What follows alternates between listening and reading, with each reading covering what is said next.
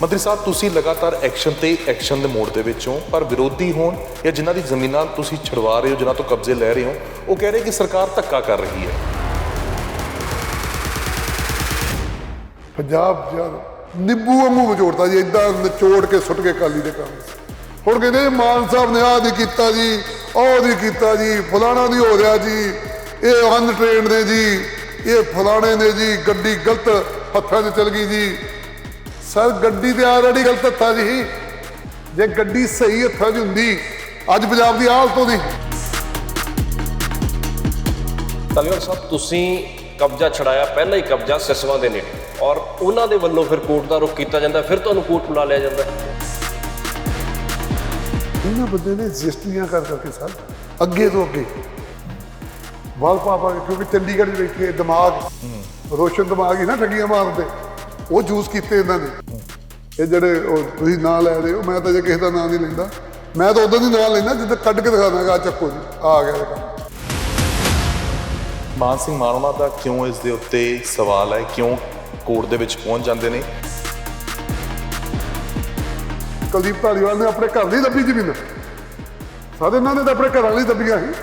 ਮੈਂ 9053 ਏਕੜ ਜ਼ਮੀਨ ਪੰਜਾਬ ਦੇ ਲੋਕਾਂ ਨੂੰ, ਪੰਜਾਬ ਦੀ ਸਰਕਾਰ ਨੂੰ ਛੁਡਾ ਕੇ ਦਿੱਤੀ ਹੈ। ਇੱਕ ਮਰਲਾ ਮੈਂ ਆਪਣੇ ਪਰਿਵਾਰ ਲਈ ਨਹੀਂ ਦੱਬਿਆ। ਨਵਜੋਤ ਸਿੰਘ ਸਿੱਧੂ ਨੇ ਕਈ ਵਾਰ ਇਸ ਚੀਜ਼ ਦਾ ਜ਼ਿਕਰ ਕੀਤਾ ਕਿ ਮੇਰੇ ਹੱਥ ਪਾਵਰ ਆ ਜਾਵੇ ਤਾਂ ਮੈਂ ਸੁੱਖ ਵਿਲਾਸ ਤੇ ਸਕੂਲ ਬਣਾ ਦੇਣਾ, ਉੱਥੇ ਬੱਚੇ ਪੜ੍ਹਿਆ ਕਰਨਗੇ। ਸਿਸਟਮ ਦੇ ਨਾਲ ਲੜਨਾ ਕੋਈ ਸੌਖੀ ਗੱਲ, ਬੋਲਣਾ ਹੋਰ ਗੱਲ। ਬੋਲ ਤੇ ਤੁਸੀਂ ਜਿੰਨਾ ਮਰਜ਼ੀ ਦਿਓ ਜੀ, ਉਹ ਤੇ ਕੋਈ ਨਹੀਂ, ਇੱਦਾਂ ਕਰ ਦਿਆਂਗੇ ਜੀ, ਚੱਕ ਦਿਆਂਗੇ ਫੱਟੇ ਜੀ, ਫਲਾਣ ਕਰ ਦਿਆਂਗੇ ਜੀ, ਠੀਕ ਕਰ ਦਿਆਂਗੇ ਜੀ, ਸਾਡੇ ਵੱਸ ਜਾਊ, ਅਸੀਂ ਆਹ ਕਰ ਦਿਆਂਗੇ ਜੀ, ਉਹ ਕਰ ਦਿਆਂਗੇ। ਬੋਲਣਾ ਹੋਰ ਚੀਜ਼ ਹੈ ਸਰ, ਐਕਸ਼ਨ ਕਰਨਾ ਹੋਰ ਚੀਜ਼। ਅਸੀਂ ਬੋਲ ਨਹੀਂ ਰਹੇ, ਅਸੀਂ ਐਕਸ਼ਨ ਕਰ ਰਹੇ। ਡਰਾਵਾ ਜ਼ਿਆਦਾ ਦੇ ਰਹੇ ਨੇ, ਕਰਦੇ ਘੱਟ ਨੇ। ਕਹਿੰਦੇ ਜੇ ਕੁਝ ਹੈਗਾ ਨਾ ਔਨ ਟੇਬਲ ਪ੍ਰੂਫ ਕਰੋ। ਕਹਿੰਦੇ ਬਾਰ-ਬਾਰ ਇਹ ਕਿਉਂ ਕਹਿੰਦੇ ਨੇ ਕਿ ਅਸੀਂ ਫੜ ਕੇ ਅੰਦਰ ਕਰ ਦਾਂਗੇ, ਫੜ ਕੇ ਅੰਦਰ ਕਰ ਦਾਂਗੇ। ਕਹਿੰਦੇ ਵਾਰ-ਵਾਰ ਜੇਲ੍ਹਾਂ ਦਾ ਜ਼ਿਕਰ ਕਰ ਦਿੰਦੇ ਕਿ ਜੇਲ੍ਹਾਂ ਹਰਜੋਤ ਬੈਂਸ ਨੇ ਬਹੁਤ ਚੰਗੀਆਂ ਬਣਾ ਰਹੇ।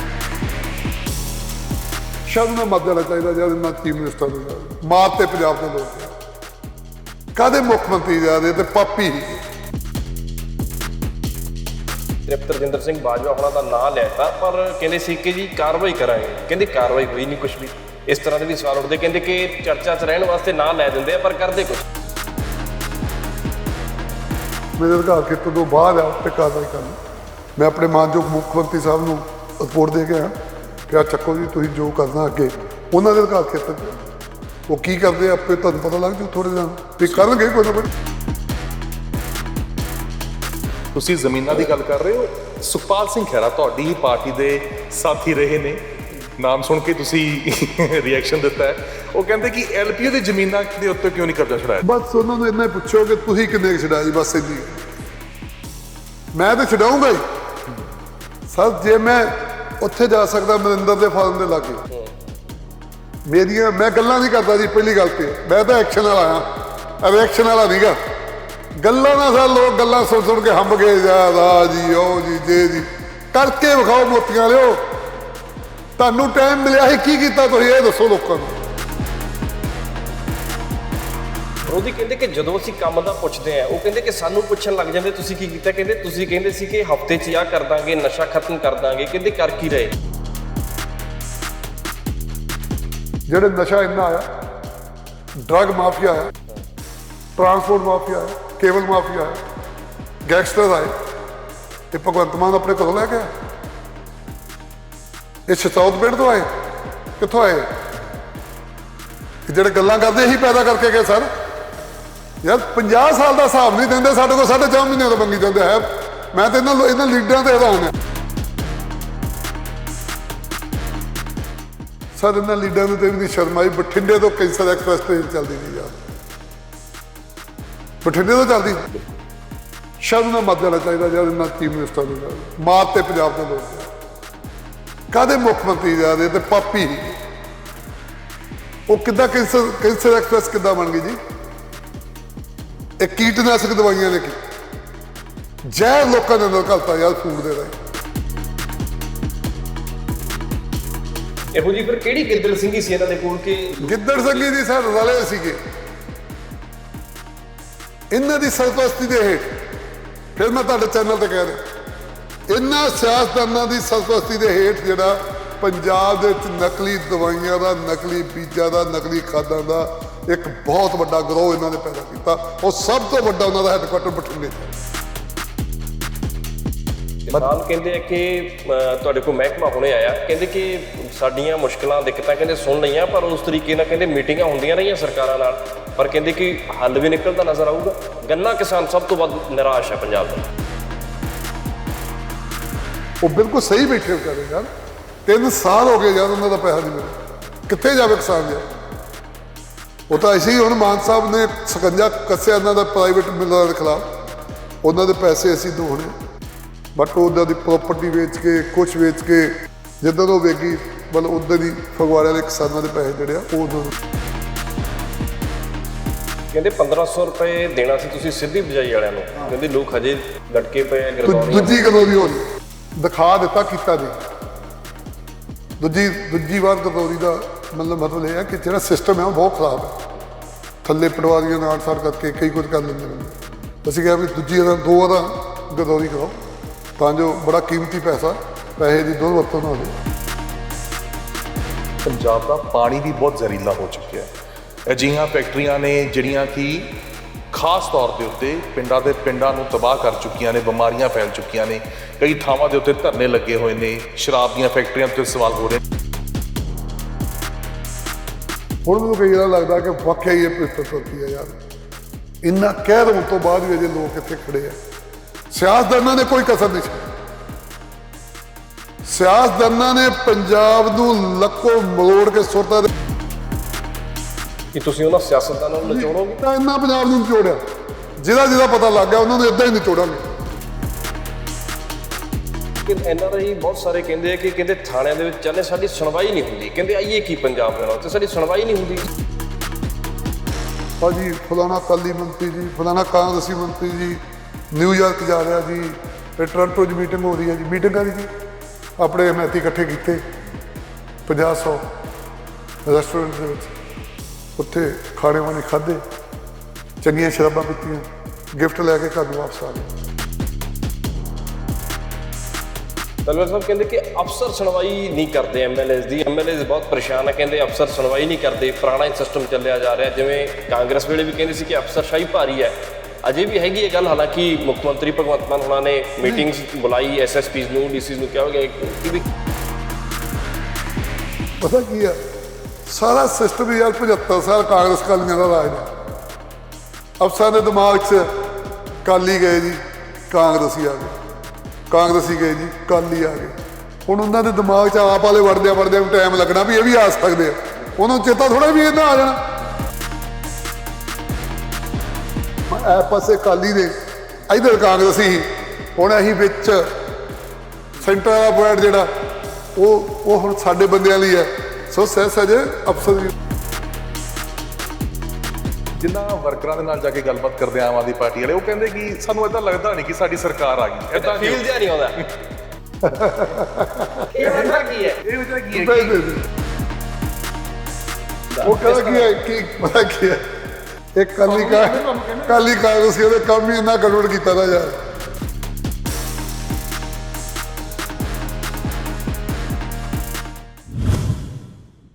ਸਤਿ ਸ਼੍ਰੀ ਅਕਾਲ। ਪ੍ਰੋ ਪੰਜਾਬ ਟੀਵੀ ਦੇ ਪ੍ਰੋਗਰਾਮ ਸਿੱਧੀ ਗੱਲ 'ਚ ਤੁਹਾਡਾ ਸਵਾਗਤ ਹੈ। ਮੈਂ ਹਾਂ ਵਿਕਰਮ ਸਿੰਘ। ਮੈਂ ਹਾਂ ਗਗਨਦੀਪ ਸਿੰਘ, ਔਰ ਅੱਜ ਸਿੱਧੀ ਗੱਲ ਪ੍ਰੋਗਰਾਮ ਦੇ ਵਿੱਚ ਸਿੱਧੇ ਸਵਾਲ ਹੋਣਗੇ ਆਮ ਆਦਮੀ ਪਾਰਟੀ ਦੇ senior cabinet minister Kuldeep Singh Dhaliwal ਉਹਨਾਂ ਤੋਂ। ਸਰ, ਸਭ ਤੋਂ ਪਹਿਲਾਂ ਤਾਂ ਬਹੁਤ ਸਵਾਗਤ। ਬਹੁਤ ਬਹੁਤ ਧੰਨਵਾਦ ਤੁਹਾਡਾ ਜੀ, ਤੁਸੀਂ ਅੱਜ ਟਾਈਮ ਦਿੱਤਾ, ਤੁਹਾਡੇ ਸਟੂਡੀਓ 'ਚ ਆਏ, ਬਹੁਤ ਵਧੀਆ ਲੱਗਾ। ਸਰ, ਸਭ ਤੋਂ ਪਹਿਲਾਂ ਤਾਂ ਸਿੱਧਾ ਸਵਾਲ, 4 ਮਹੀਨੇ ਹੋ ਗਏ ਹੈ, 4 ਮਹੀਨਿਆਂ ਦੇ ਵਿੱਚ ਮੰਤਰੀ ਧਾਲੀਵਾਲ ਉਹਨਾਂ ਦੇ 4 ਵੱਡੇ ਕੰਮ। ਦੇਖੋ, ਜਦੋਂ ਅਸੀਂ ਮੰਤਰੀ ਬਣੇ ਸੀਗੇ ਤੇ ਮੈਂ ਮਿਥਿਆ ਸੀਗਾ ਕਿ 2 ਅਹਿਮ ਕੰਮ ਮਿਥੇ ਸੀਗੇ ਬਹੁਤ ਵੱਡੇ, ਜਿਹੜੇ ਹੋਏ ਨਹੀਂ ਸੀ। ਇੱਕ ਤਾਂ ਮਤਲਬ ਜਿਹੜਾ ਸ਼ਾਮਲਾਟ ਜ਼ਮੀਨਾਂ ਦੇ ਉੱਤੋਂ ਕਬਜ਼ਾ ਹਟਾਉਣਾ ਸੀ। ਦੂਜਾ ਅਸੀਂ ਸ਼ੁਰੂ ਕੀਤਾ ਸੀਗਾ ਕਿ ਪੰਜਾਬ ਦੇ ਅੰਦਰ ਜਿਹੜਾ ਸਾਡਾ ਪੰਚਾਇਤੀ ਰਾਜ ਹੈ, ਇਹਦੇ ਵਿੱਚ ਜਿਹੜੀ ਪਿੰਡਾਂ ਦੀ ਗ੍ਰਾਮ ਸਭਾ ਉਹਦੀ ਬਹੁਤ ਵੱਡੀ ਭੂਮਿਕਾ ਹੈ। ਤੇ ਪਿਛਲੇ 25-30 ਸਾਲਾਂ ਤੋਂ ਉਹ ਭੂਮਿਕਾ ਜਿਹੜੀ ਮੰਨਫੀ ਕਰ ਦਿੱਤੀ ਗਈ ਸੀ। ਪੋਲੀਟੀਕਲ ਸਿਸਟਮ ਇੱਦਾਂ ਦਾ ਬਣ ਗਿਆ ਕਿ ਪੰਚਾਇਤੀ ਰਾਜ ਜਿਹੜਾ MLA, BDO, ਪੰਚਾਇਤ ਸੈਕਟਰੀ ਤੇ ਸਰਪੰਚ, ਤੇ ਮੇਰੇ ਮਨ ਦੀ ਦਿਲੀ ਤਮੰਨਾ ਸੀ ਕਿ ਯਾਰ ਇੱਕ ਵਾਰ ਮਤਲਬ ਜਿਹੜੇ ਗ੍ਰਾਮ ਸਭਾ ਦੇ ਇਜਲਾਸ ਇਹ ਪੰਜਾਬ 'ਚ ਕੀਤੇ ਜਾਣ ਤੇ ਜਿਹੜੀਆਂ ਨਜਾਇਜ਼ ਜ਼ਮੀਨਾਂ ਲੋਕਾਂ ਦੇ ਕਬਜ਼ੇ ਕੀਤੇ ਜਿਹੜੇ ਉਹ ਹਟਾਏ ਜਾਣ। ਇਹ ਦੋ ਤਰ੍ਹਾਂ ਦੀ ਮੁਹਿੰਮ ਜਿਹੜੀ ਅਸੀਂ ਬਹੁਤ ਵੱਡੇ ਲੈਵਲ ਤੇ ਸ਼ੁਰੂ ਕੀਤੀ ਔਰ ਬਹੁਤ ਹੀ ਵਧੀਆ ਰਿਸਪੌਂਸ ਮਿਲਿਆ। ਔਰ ਤੀਜਾ, ਜਦੋਂ ਮੈਨੂੰ ਮਾਨ ਸਾਹਿਬ ਨੇ ਖੇਤੀਬਾੜੀ ਮਹਿਕਮਾ ਦਿੱਤਾ ਤੇ ਮੇਰੇ ਮਨ ਦੇ ਵਿੱਚ ਸੀਗੀ ਕਿ ਜਦ ਜਿਹੜੀਆਂ ਕੀਟਨਾਸ਼ਕ, ਨਕਲੀ ਦਵਾਈਆਂ, ਬੀਜ, ਖਾਦਾਂ, ਜਿਪਸਮ, ਇਹਨਾਂ ਨੂੰ ਬੰਦ ਕੀਤਾ ਜਾਵੇ। ਇਹ ਬਹੁਤ ਵੱਡਾ ਇੱਕ ਪੰਜਾਬ ਲਈ ਚੈਲੰਜ ਆ। ਮੈਂ ਤੁਹਾਨੂੰ ਇਹ ਦੱਸਣਾ ਚਾਹੁੰਦਾ ਕਿ ਜਦੋਂ ਪਹਿਲਾਂ ਕਾਂਗਰਸ ਤੇ ਅਕਾਲੀਆਂ ਦੇ ਰਾਜ 'ਚ ਅਸੀਂ ਵੀ ਬੋਲਦੇ ਸੀਗੇ, ਹੋਰ ਲੋਕ ਵੀ ਬੋਲਦੇ ਸੀ ਕਿ ਟਰਾਂਸਪੋਰਟ ਮਾਫੀਆ ਜੀ, ਡਰੱਗ ਮਾਫੀਆ, ਕੇਬਲ ਮਾਫੀਆ ਜੀ, ਲੈਂਡ ਮਾਫੀਆ, ਸੈਂਡ ਮਾਫੀਆ, ਤੇ ਉਸ ਸਮੇਂ ਇਹਦਾ ਨਾਂ ਨਹੀਂ ਲਿਆ ਜਾਂਦਾ, ਨਕਲੀ ਦਵਾਈ। ਔਰ ਮੈਂ ਸਮਝਦਾ ਕਿ ਇਹ ਵੀ ਇੱਕ ਬਹੁਤ ਵੱਡਾ ਮਾਫੀਆ, ਬਹੁਤ ਹੀ ਵੱਡਾ ਮਾਫੀਆ। ਆ ਦੂਜੇ ਮਾਫੀਆ ਨੂੰ ਮੈਂ ਇਹਦੇ ਵਿੱਚ ਵੜਿਆ ਤੇ ਮੈਨੂੰ ਪਤਾ ਲੱਗਾ ਕਿ ਯਾਰ ਇਹ ਤਾਂ ਬਹੁਤਾ ਹੀ ਵੱਡਾ ਮਾਫੀਆ। ਸੋ ਉਹਨੂੰ ਨਕੇਲ ਪਾਉਣ ਲਈ ਜਿਹੜਾ ਪ੍ਰੋਗਰਾਮ ਬਣਾਇਆ, ਅਜੇ ਤਾਂ ਥੋੜ੍ਹੇ ਦਿਨ ਆਪਾਂ ਵਜ਼ੀਰ ਬਣੇ ਨੂੰ ਜੀ, ਉਹਦਾ 6-7 ਸਟੋਰ ਜਿਹੜੇ ਉਹ ਸੀਲ ਕੀਤੇ ਪੰਜਾਬ ਦੇ ਵਿੱਚ। ਸਮਝਦੇ ਕਿ ਨਹੀਂ ਗੱਲ?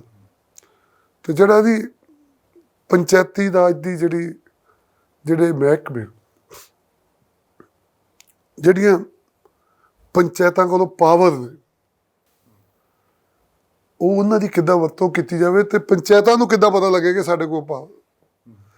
ਸੋ ਇਹ 4-5 ਵੱਡੇ ਕੰਮ ਜਿਹੜੇ ਮਿੱਥੇ ਸੀਗੇ। ਤੇ ਅੱਜ ਕੱਲ 9 ਤਰੀਕ ਜੀ 19 ਨੂੰ 5 ਮਹੀਨੇ ਹੋ ਜਾਣਗੇ ਸਾਨੂੰ ਉੱਥ ਲਿਆ ਨੂੰ। 5 ਮਹੀਨਿਆਂ ਦੇ ਵਿੱਚ 12,000 ਪਿੰਡਾਂ ਦੇ ਵਿੱਚ ਗ੍ਰਾਮ ਸਭਾ ਦਾ ਇਜਲਾਸ ਕਰਨਾ, 13,000 ਟੋਟਲ ਪਿੰਡ, ਔਰ 9,053 ਏਕੜ ਜ਼ਮੀਨ ਛਡਾਉਣਾ। ਮੈਨੂੰ ਲੱਗਦਾ ਕਿ ਇਹ ਮਤਲਬ ਜੇ ਮੈਂ ਸਾਰਾ ਪੰਚਾਇਤੀ ਰਾਜ ਦਾ ਰਿਕਾਰਡ ਫੋਲਦਾ ਤੇ ਮੈਨੂੰ ਲੱਗਦਾ ਕਿ ਇਹ ਜਦੋਂ ਦਾ ਪੰਚਾਇਤੀ ਰਾਜ ਹੋਣ 'ਚ ਆਇਆ, ਮੈਨੂੰ ਲੱਗਦਾ ਇਹ ਸਭ ਤੋਂ ਵੱਡਾ ਇਨਕਲਾਬ ਹੈ ਪੰਚਾਇਤੀ ਰਾਜ ਡਿਪਾਰਟਮੈਂਟ ਦੇ ਵਿੱਚ ਔਰ ਪੰਜਾਬ ਦੇ ਵਿੱਚ। 9,053 ਏਕੜ ਤੁਸੀਂ ਕਹਿ ਰਹੇ ਹੋ ਹੁਣ ਤੱਕ ਪੰਚਾਇਤੀ ਜ਼ਮੀਨ ਛੁਡਵਾ ਦਿੱਤੀ ਹੈ। ਮੰਤਰੀ ਸਾਹਿਬ, ਤੁਸੀਂ ਲਗਾਤਾਰ ਐਕਸ਼ਨ ਤੇ ਐਕਸ਼ਨ ਦੇ ਮੋੜ ਦੇ ਵਿੱਚ ਹੋ, ਪਰ ਵਿਰੋਧੀ ਹੋਣ ਜਾਂ ਜਿਨ੍ਹਾਂ ਦੀ ਜ਼ਮੀਨਾਂ ਤੁਸੀਂ ਛੁਡਵਾ ਰਹੇ ਹੋ, ਜਿਨ੍ਹਾਂ ਤੋਂ ਕਬਜ਼ੇ ਲੈ ਰਹੇ ਹੋ, ਉਹ ਕਹਿ ਰਹੇ ਕਿ ਸਰਕਾਰ ਧੱਕਾ ਕਰ ਰਹੀ ਹੈ। ਫਿਰ ਉਹ ਭਾਵੇਂ ਸਭ ਤੋਂ ਪਹਿਲੀ ਜ਼ਮੀਨ ਤੋਂ ਕਬਜ਼ੇ ਛੁਡਵਾਉਣ ਦੀ ਆਪਾਂ ਗੱਲ ਕਰ ਲਈ ਕੈਪਟਨ ਕਵਲਜੀਤ ਉਹਨਾਂ ਦੀ, ਜਾਂ ਫਤਿਹਗੜ੍ਹ ਸਾਹਿਬ ਦੀ ਗੱਲ ਕਰ ਲਈਏ, ਜਾਂ ਫਿਰ ਉਹ ਸਿਮਰਜੀਤ ਸਿੰਘ ਮਾਨੋਨਾ ਦੇ ਪੁੱਤਰ ਇਮਾਨ ਸਿੰਘ ਮਾਨੋਨਾ ਦੀ ਗੱਲ ਕਰ ਲਈਏ, ਉਹ ਕਹਿੰਦੇ ਸਾਡੀ ਤਾਂ ਜ਼ਮੀਨ ਹੀ ਸਿਰਫ 1.5 ਏਕੜ ਹੈ। ਇਹ ਵਧਾ ਚੜਾ ਕੇ ਦੱਸਿਆ ਜਾ ਰਿਹਾ। ਸੈਂਕੜੇ ਜ਼ਮੀਨ ਦਿਖਾਤੀ ਤੇ ਨਾਲ ਹੀ ਉਹ ਕਹਿੰਦੇ ਕਿ ਇਸ ਦਾ ਕੇਸ ਵੀ ਕਰਨ ਜਾ ਰਹੇ ਸਰਕਾਰ ਦੇ ਉੱਪਰ। ਦੇਖੋ, ਜਿੰਨੀ ਜ਼ਮੀਨ ਹੁਣ ਤੱਕ ਛਡਾਈ, ਕਿਤੇ ਵੀ ਧੱਕਾ ਨਹੀਂ ਕੀਤਾ, ਕਿਤੇ ਧੱਕਾ ਨਹੀਂ ਕੀਤਾ। ਕਨਵਿੰਸ ਕਰਕੇ, ਕਾਗਜ਼ ਦਿਖਾ ਕੇ, ਬਿਨਾਂ ਕਾਗਜ਼ਾਂ ਤੋਂ ਕਿਤੇ ਕਬਜ਼ਾ ਕਰ ਨਹੀਂ ਗਏ।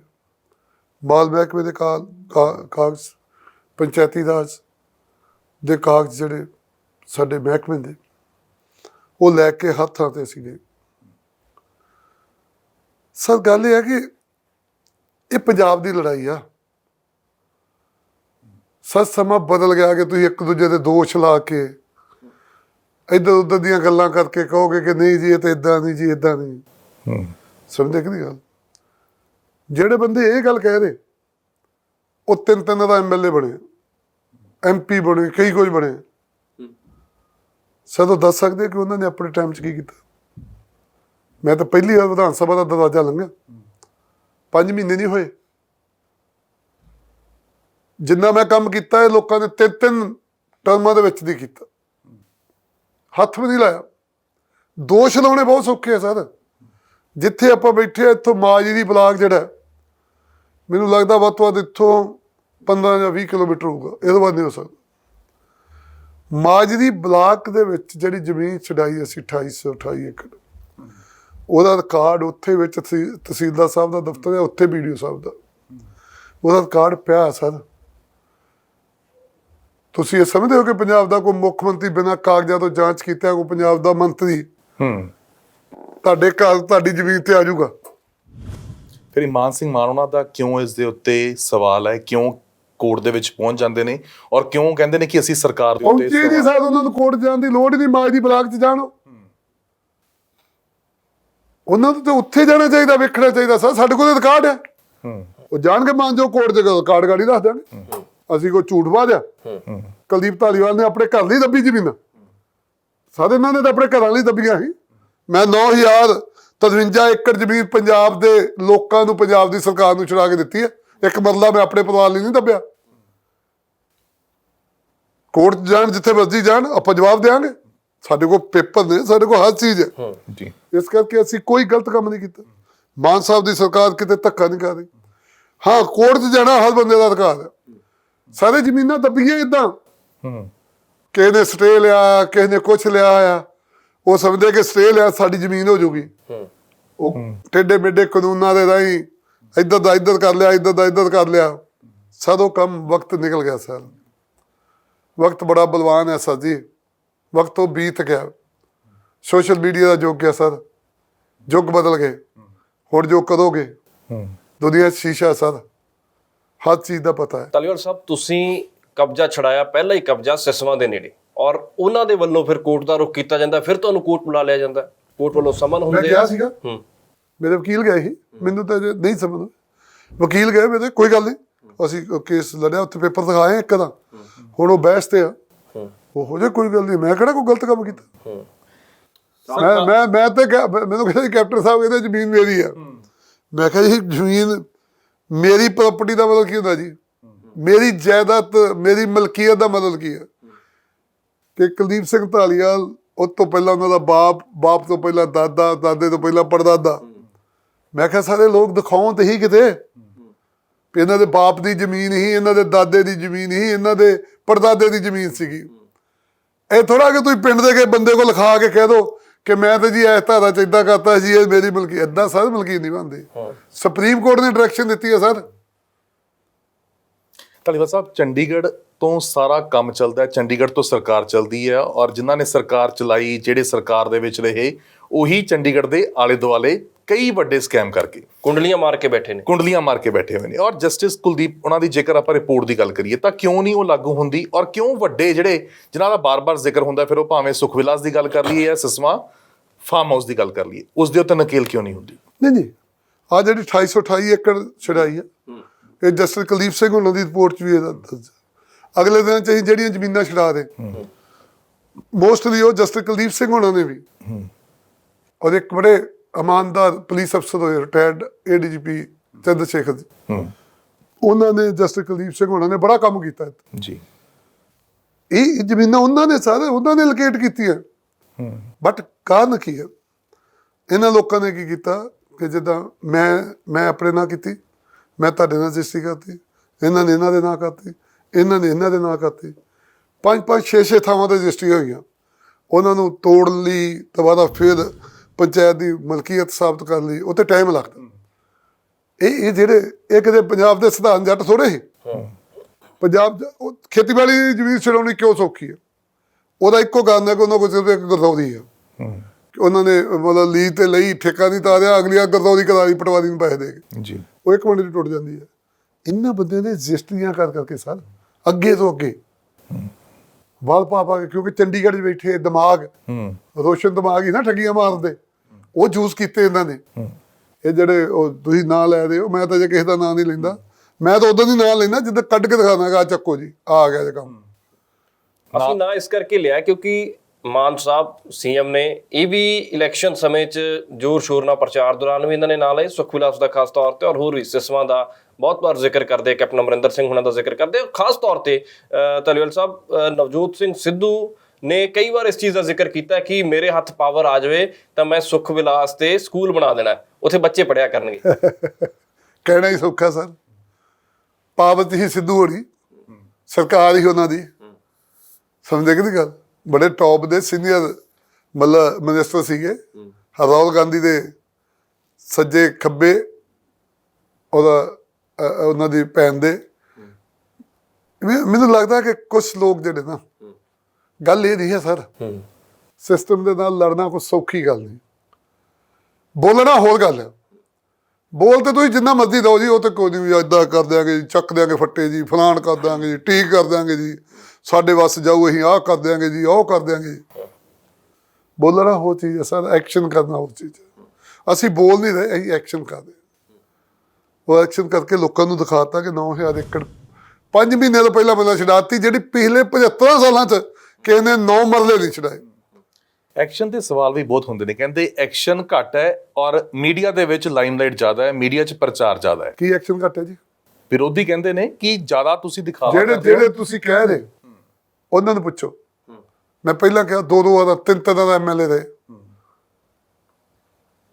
ਮੈਂ ਤਾਂ 4.5 ਮਹੀਨਿਆਂ 'ਚ ਇੱਦਾਂ ਕਰਤਾ। ਰਡਾਰ ਤੇ ਆਉਣਗੇ ਲੋਕ, ਰਾਤ ਤੇ ਕੋਈ ਨਹੀਂ ਹੋਊਗਾ। ਜਿਹੜਾ ਪੰਜਾਬ ਦਾ ਦੁਖੀ, ਜਿਹਨੇ ਪੰਜਾਬ ਨੂੰ ਖਾਧਾ, ਜਿਹਨੇ ਪੰਜਾਬ 'ਚ ਕਰਪਸ਼ਨ ਕੀਤੀ, ਹਰ ਬੰਦਾ ਰਾਤ ਤੇ ਆਊਗਾ, ਕਿਉਂ ਨਹੀਂ ਆਊਗਾ? ਉਹ ਕਹਿੰਦੇ ਐਕਸ਼ਨ ਘੱਟ ਹੈ ਜੀ, ਉਹ ਕੈਮਰੇ ਜ਼ਿਆਦੇ ਆ ਜੀ। ਸਰ 4.5 ਮਹੀਨਿਆਂ 'ਚ 9,000 ਜ਼ਮੀਨ ਛਡਾਉਣ ਨੂੰ ਅਜੇ ਕਹੀ ਜਾਂਦੇ ਘੱਟ ਹੈ। ਉਹ ਤੁਸੀਂ ਆਪਣਾ ਤਾਂ ਦੱਸੋ ਯਾਰ, ਕਿੰਨੀ MLA ਰਹੇ ਹੋ, ਮੰਤਰੀ ਰਹੇ ਹੋ, MP ਰਹੇ ਹੋ, ਆਪਣਾ ਐਕਸ਼ਨ ਕੋਈ ਦੱਸੋ ਸਰ। ਗੱਲ ਐਕਸ਼ਨ ਦੀ ਆ। ਕੈਮਰੇ ਤੇ ਮੀਡੀਆ ਕੀ ਅੱਜ ਦਾ ਯੁੱਗ ਹੈ, ਮੀਡੀਆ ਬਹੁਤ ਜ਼ਿਆਦਾ ਹੈ। ਅਸੀਂ ਜਿੱਥੇ ਵੀ ਕੋਈ ਵੀ ਪਾਰਟੀ, ਕੋਈ ਬੰਦਾ ਜਿੱਥੇ ਕੰਮ ਕਰੂ, ਮੀਡੀਆ ਦੇ ਉੱਥੇ ਪਹੁੰਚਣਾ। ਡੈਮੋਕ੍ਰੇਸੀ ਹੈ, ਮੀਡੀਆ ਆਊਗਾ ਹੀ। ਸਮਝਦਾ ਕਿ ਨਹੀਂ? ਮੈਂ ਤੁਹਾਨੂੰ ਨਾਲ ਲੈ ਕੇ ਜਾਂਦਾ। ਕਿੰਨੀ ਕਦਾ ਮੈਂ ਤੁਹਾਨੂੰ ਕਿਹਾ ਜੀ ਕਿ ਆਓ ਮੈਨੂੰ ਮੇਰੇ ਕੈਮਰੇ ਲਾਓ ਮੇਰੇ ਪਿੱਛੇ, ਕਿਉਂਕਿ ਜਦੋਂ ਮੈਂ ਕੰਮ ਕਰੂੰ, ਮੀਡੀਆ ਦੀ ਆਪਣੀ ਲੋੜ ਹੈ, ਸਾਡੀ ਵੀ ਲੋੜ ਹੈ। ਮੀਡੀਆ ਆਪਣੇ ਆਪ ਗੱਲ ਲੋਕਾਂ ਤੱਕ ਪਹੁੰਚਾਊਗਾ, ਇਸ ਕਰਕੇ ਇਦਾਂ ਦੀ ਕੋਈ ਗੱਲ ਨਹੀਂ। ਕਹਿੰਦੇ ਸਾਬਕਾ ਮੰਤਰੀ ਤ੍ਰਿਪਤ ਰਜਿੰਦਰ ਸਿੰਘ ਬਾਜਵਾ ਹੋਣਾ ਦਾ ਨਾਂ ਲੈਤਾ, ਪਰ ਕਹਿੰਦੇ ਸੀ ਕਿ ਜੀ ਕਾਰਵਾਈ ਕਰਾਂਗੇ, ਕਹਿੰਦੇ ਕਾਰਵਾਈ ਹੋਈ ਨਹੀਂ ਕੁਝ ਵੀ। ਇਸ ਤਰ੍ਹਾਂ ਦੇ ਵੀ ਸਵਾਲ ਉੱਠਦੇ, ਕਹਿੰਦੇ ਕਿ ਚਰਚਾ 'ਚ ਰਹਿਣ ਵਾਸਤੇ ਨਾਂ ਲੈ ਦਿੰਦੇ ਆ ਪਰ ਕਰਦੇ ਕੁਝ ਨਹੀਂ। ਸ਼ੁਰੂਆਤ ਕਹਿੰਦੇ 33 ਤੋਂ ਹੋਈ ਔਰ 3 ਦੇ ਉੱਤੇ ਆ ਗਈ। ਕੋਈ ਇਨਕੁਆਇਰੀ ਇਦਾਂ ਦੀ ਅੱਜ ਤੱਕ ਤੁਸੀਂ ਪੰਜਾਬ ਦੇ ਇਤਿਹਾਸ 'ਚ ਦੇਖੀ, ਜਿਹੜੀ 2 ਮਹੀਨਿਆਂ 'ਚ ਕੰਪਲੀਟ ਹੋ ਗਈ ਤੇ ਉਹਦੀ ਰਿਪੋਰਟ ਚੀਫ ਮਿਨਿਸਟਰ ਨੂੰ ਦੇ ਦਈਏ? ਸਾਜੇ ਤ੍ਰਿਪਤ ਬਾਜਵੇ ਹੋਣਾ ਦਾ ਉਸ ਮਤਲਬ ਜਿਹੜੀ ਭਗਤਪੁਰੇ ਵਾਲੀ ਕਲੋਨੀ ਦੇ ਵਿੱਚ ਗੜਬੜ ਹੋਈ ਆ, 2 ਮਹੀਨਿਆਂ 'ਚ ਸਰ ਅਫਸਰ ਲਾ ਕੇ ਇਨਕੁਆਇਰੀ ਕਰਕੇ, ਕਿਉਂਕਿ ਬਾਜਵਾ ਸਾਹਿਬ ਸਾਬਕਾ ਮੰਤਰੀ ਨੇ, ਮੌਜੂਦਾ MLA ਨੇ, 2 ਉਹਦੇ 'ਚ IAS ਅਫਸਰ ਨੇ। ਸਾਡੇ ਅਧਿਕਾਰ ਖੇਤਰ ਤੋਂ, ਮੇਰੇ ਅਧਿਕਾਰ ਖੇਤਰ ਤੋਂ ਬਾਹਰ ਆ, ਉੱਤੇ ਕਾਰਵਾਈ ਕਰਨੀ। ਮੈਂ ਆਪਣੇ ਮਾਨਯੋਗ ਮੁੱਖ ਮੰਤਰੀ ਸਾਹਿਬ ਨੂੰ ਰਿਪੋਰਟ ਦੇ ਕੇ ਆਇਆ, ਫਿਰ ਚੱਕੋ ਜੀ ਤੁਸੀਂ ਜੋ ਕਰਨਾ ਅੱਗੇ ਉਹਨਾਂ ਦੇ ਅਧਿਕਾਰ ਖੇਤਰ 'ਚ। ਉਹ ਕੀ ਕਰਦੇ ਆਪੇ ਤੁਹਾਨੂੰ ਪਤਾ ਲੱਗ ਜੂ ਥੋੜੇ ਦਿਨਾਂ ਨੂੰ, ਫਿਰ ਕਰਨਗੇ ਕੋਈ ਨਾ ਕੋਈ। ਉਸ ਰਿਪੋਰਟ ਦੇ ਵਿੱਚ ਕੀ ਤੁਹਾਨੂੰ ਲੱਗਿਆ ਕਿ ਘਪਲੇ ਹੋਏ ਨੇ ਔਰ ਤ੍ਰਿਪਤਰਿੰਦਰ ਸਿੰਘ ਬਾਜਵਾ ਦੀ ਇਨਵੋਲਵਮੈਂਟ ਸੀਗੀ? ਦੇਖੋ ਤੁਹਾਨੂੰ ਅਸੀਂ ਸਾਡੇ ਅਫਸਰ ਨੇ ਮਤਲਬ ਇਨਕੁਆਇਰੀ ਕੀਤੀ ਜੀ, ਤੇ ਮੈਨੂੰ ਇੱਕ ਦਿਨ ਜਿਹੜਾ ਕਮੇਟੀ ਦਾ ਚੇਅਰਮੈਨ ਬਣਾਇਆ, ਬਹੁਤ ਵਧੀਆ ਅਮਿਤ ਕੁਮਾਰ ਜੀ ਸਾਡੇ IAS ਅਫਸਰ ਦੇ, ਤੇ ਉਹ ਮੈਨੂੰ ਮਿਲੇ, ਕੁਦਰਤੀ ਮਿਲ ਗਏ। ਤੇ ਉਹ ਮੈਨੂੰ ਕਹਿੰਦੇ ਸਰ ਇੱਕ ਡਿਵੈਲਪਮੈਂਟ ਹੋਈ ਸੈਕਟਰੀਏਟ 'ਚ ਕਿਤੇ ਗਏ ਸੀ, ਤੇ ਮੈਂ ਉੱਤਰ ਰਿਹਾ। ਮੈਂ ਕਿਹਾ ਦੱਸੀਏ? ਕਹਿੰਦੇ ਜੀ ਤ੍ਰਿਪਤ ਰਜਿੰਦਰ ਬਾਜਵਾ ਜੀ ਦੀ ਕਾਲ ਆਈ ਹੈ ਕਿ ਇਨਕੁਆਇਰੀ ਕੰਪਲੀਟ ਕਰਨ ਤੋਂ ਪਹਿਲਾਂ ਮੇਰਾ ਪੱਖ ਸੁਣਿਆ ਜਾਵੇ। ਤੇ ਮੈਂ ਕਿਹਾ ਜੀ ਇਹ ਬਹੁਤ ਵਧੀਆ, ਸੱਦੋ ਉਹਨਾਂ ਦਾ ਪੱਖ ਵੀ ਨੋਟ ਕਰੋ ਵੀ ਉਹ ਕੀ ਕਹਿੰਦੇ। ਉਹਨਾਂ ਨੂੰ ਸਰ ਸੱਦਿਆ, ਉਹ ਆਪਣਾ ਪੱਖ ਰੱਖ ਕੇ ਆਏ ਆ। ਅਸੀਂ ਕੋਈ ਇੱਦਾਂ ਦਾ ਕੰਮ ਨਹੀਂ ਕਰਦੇ ਵੀ ਅਸੀਂ ਕੋਈ ਮਤਲਬ ਉਹ ਪੋਲੀਟੀਕਲ ਪ੍ਰੈਸ਼ਰ ਪਾ ਦਈਏ ਜੀ, ਆਹ ਕਰ ਦਈਏ, ਉਹ ਕਰ ਦਈਏ ਨਾ। ਜਿੰਨਾ ਫਾਲਟ ਸੀ ਜੀ, ਉਹਨਾਂ ਬੰਦਿਆਂ ਨੇ ਕੱਢਿਆ ਕਿ ਜੀ ਇਹ ਇੰਨਾ ਫਾਲਟ ਸੀ, ਆਹ ਬੰਦੇ ਦਾ, ਆਹ ਬੰਦੇ ਦਾ। ਪੋਲੀਟੀਕਲ ਪ੍ਰੈਸ਼ਰ ਦਾ ਜ਼ਿਕਰ ਕੀਤਾ, ਕਾਂਗਰਸ ਵਾਲੇ ਹੋਣ, ਅਕਾਲੀ ਹੋਣ, ਹਾਲਾਂਕਿ ਅਕਾਲੀ ਦਲ ਸਦਨ ਦੇ ਵਿੱਚ ਘੱਟ ਹੀ ਨਜ਼ਰ ਆਏ, 3 ਹੀ ਉਹਨਾਂ ਦੀਆਂ ਸੀਟਾਂ ਸੀ।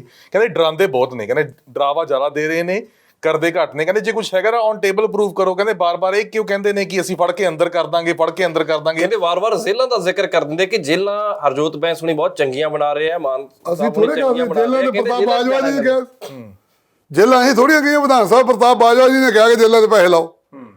ਸਮਝਦੇ ਨਹੀਂ ਗੱਲ?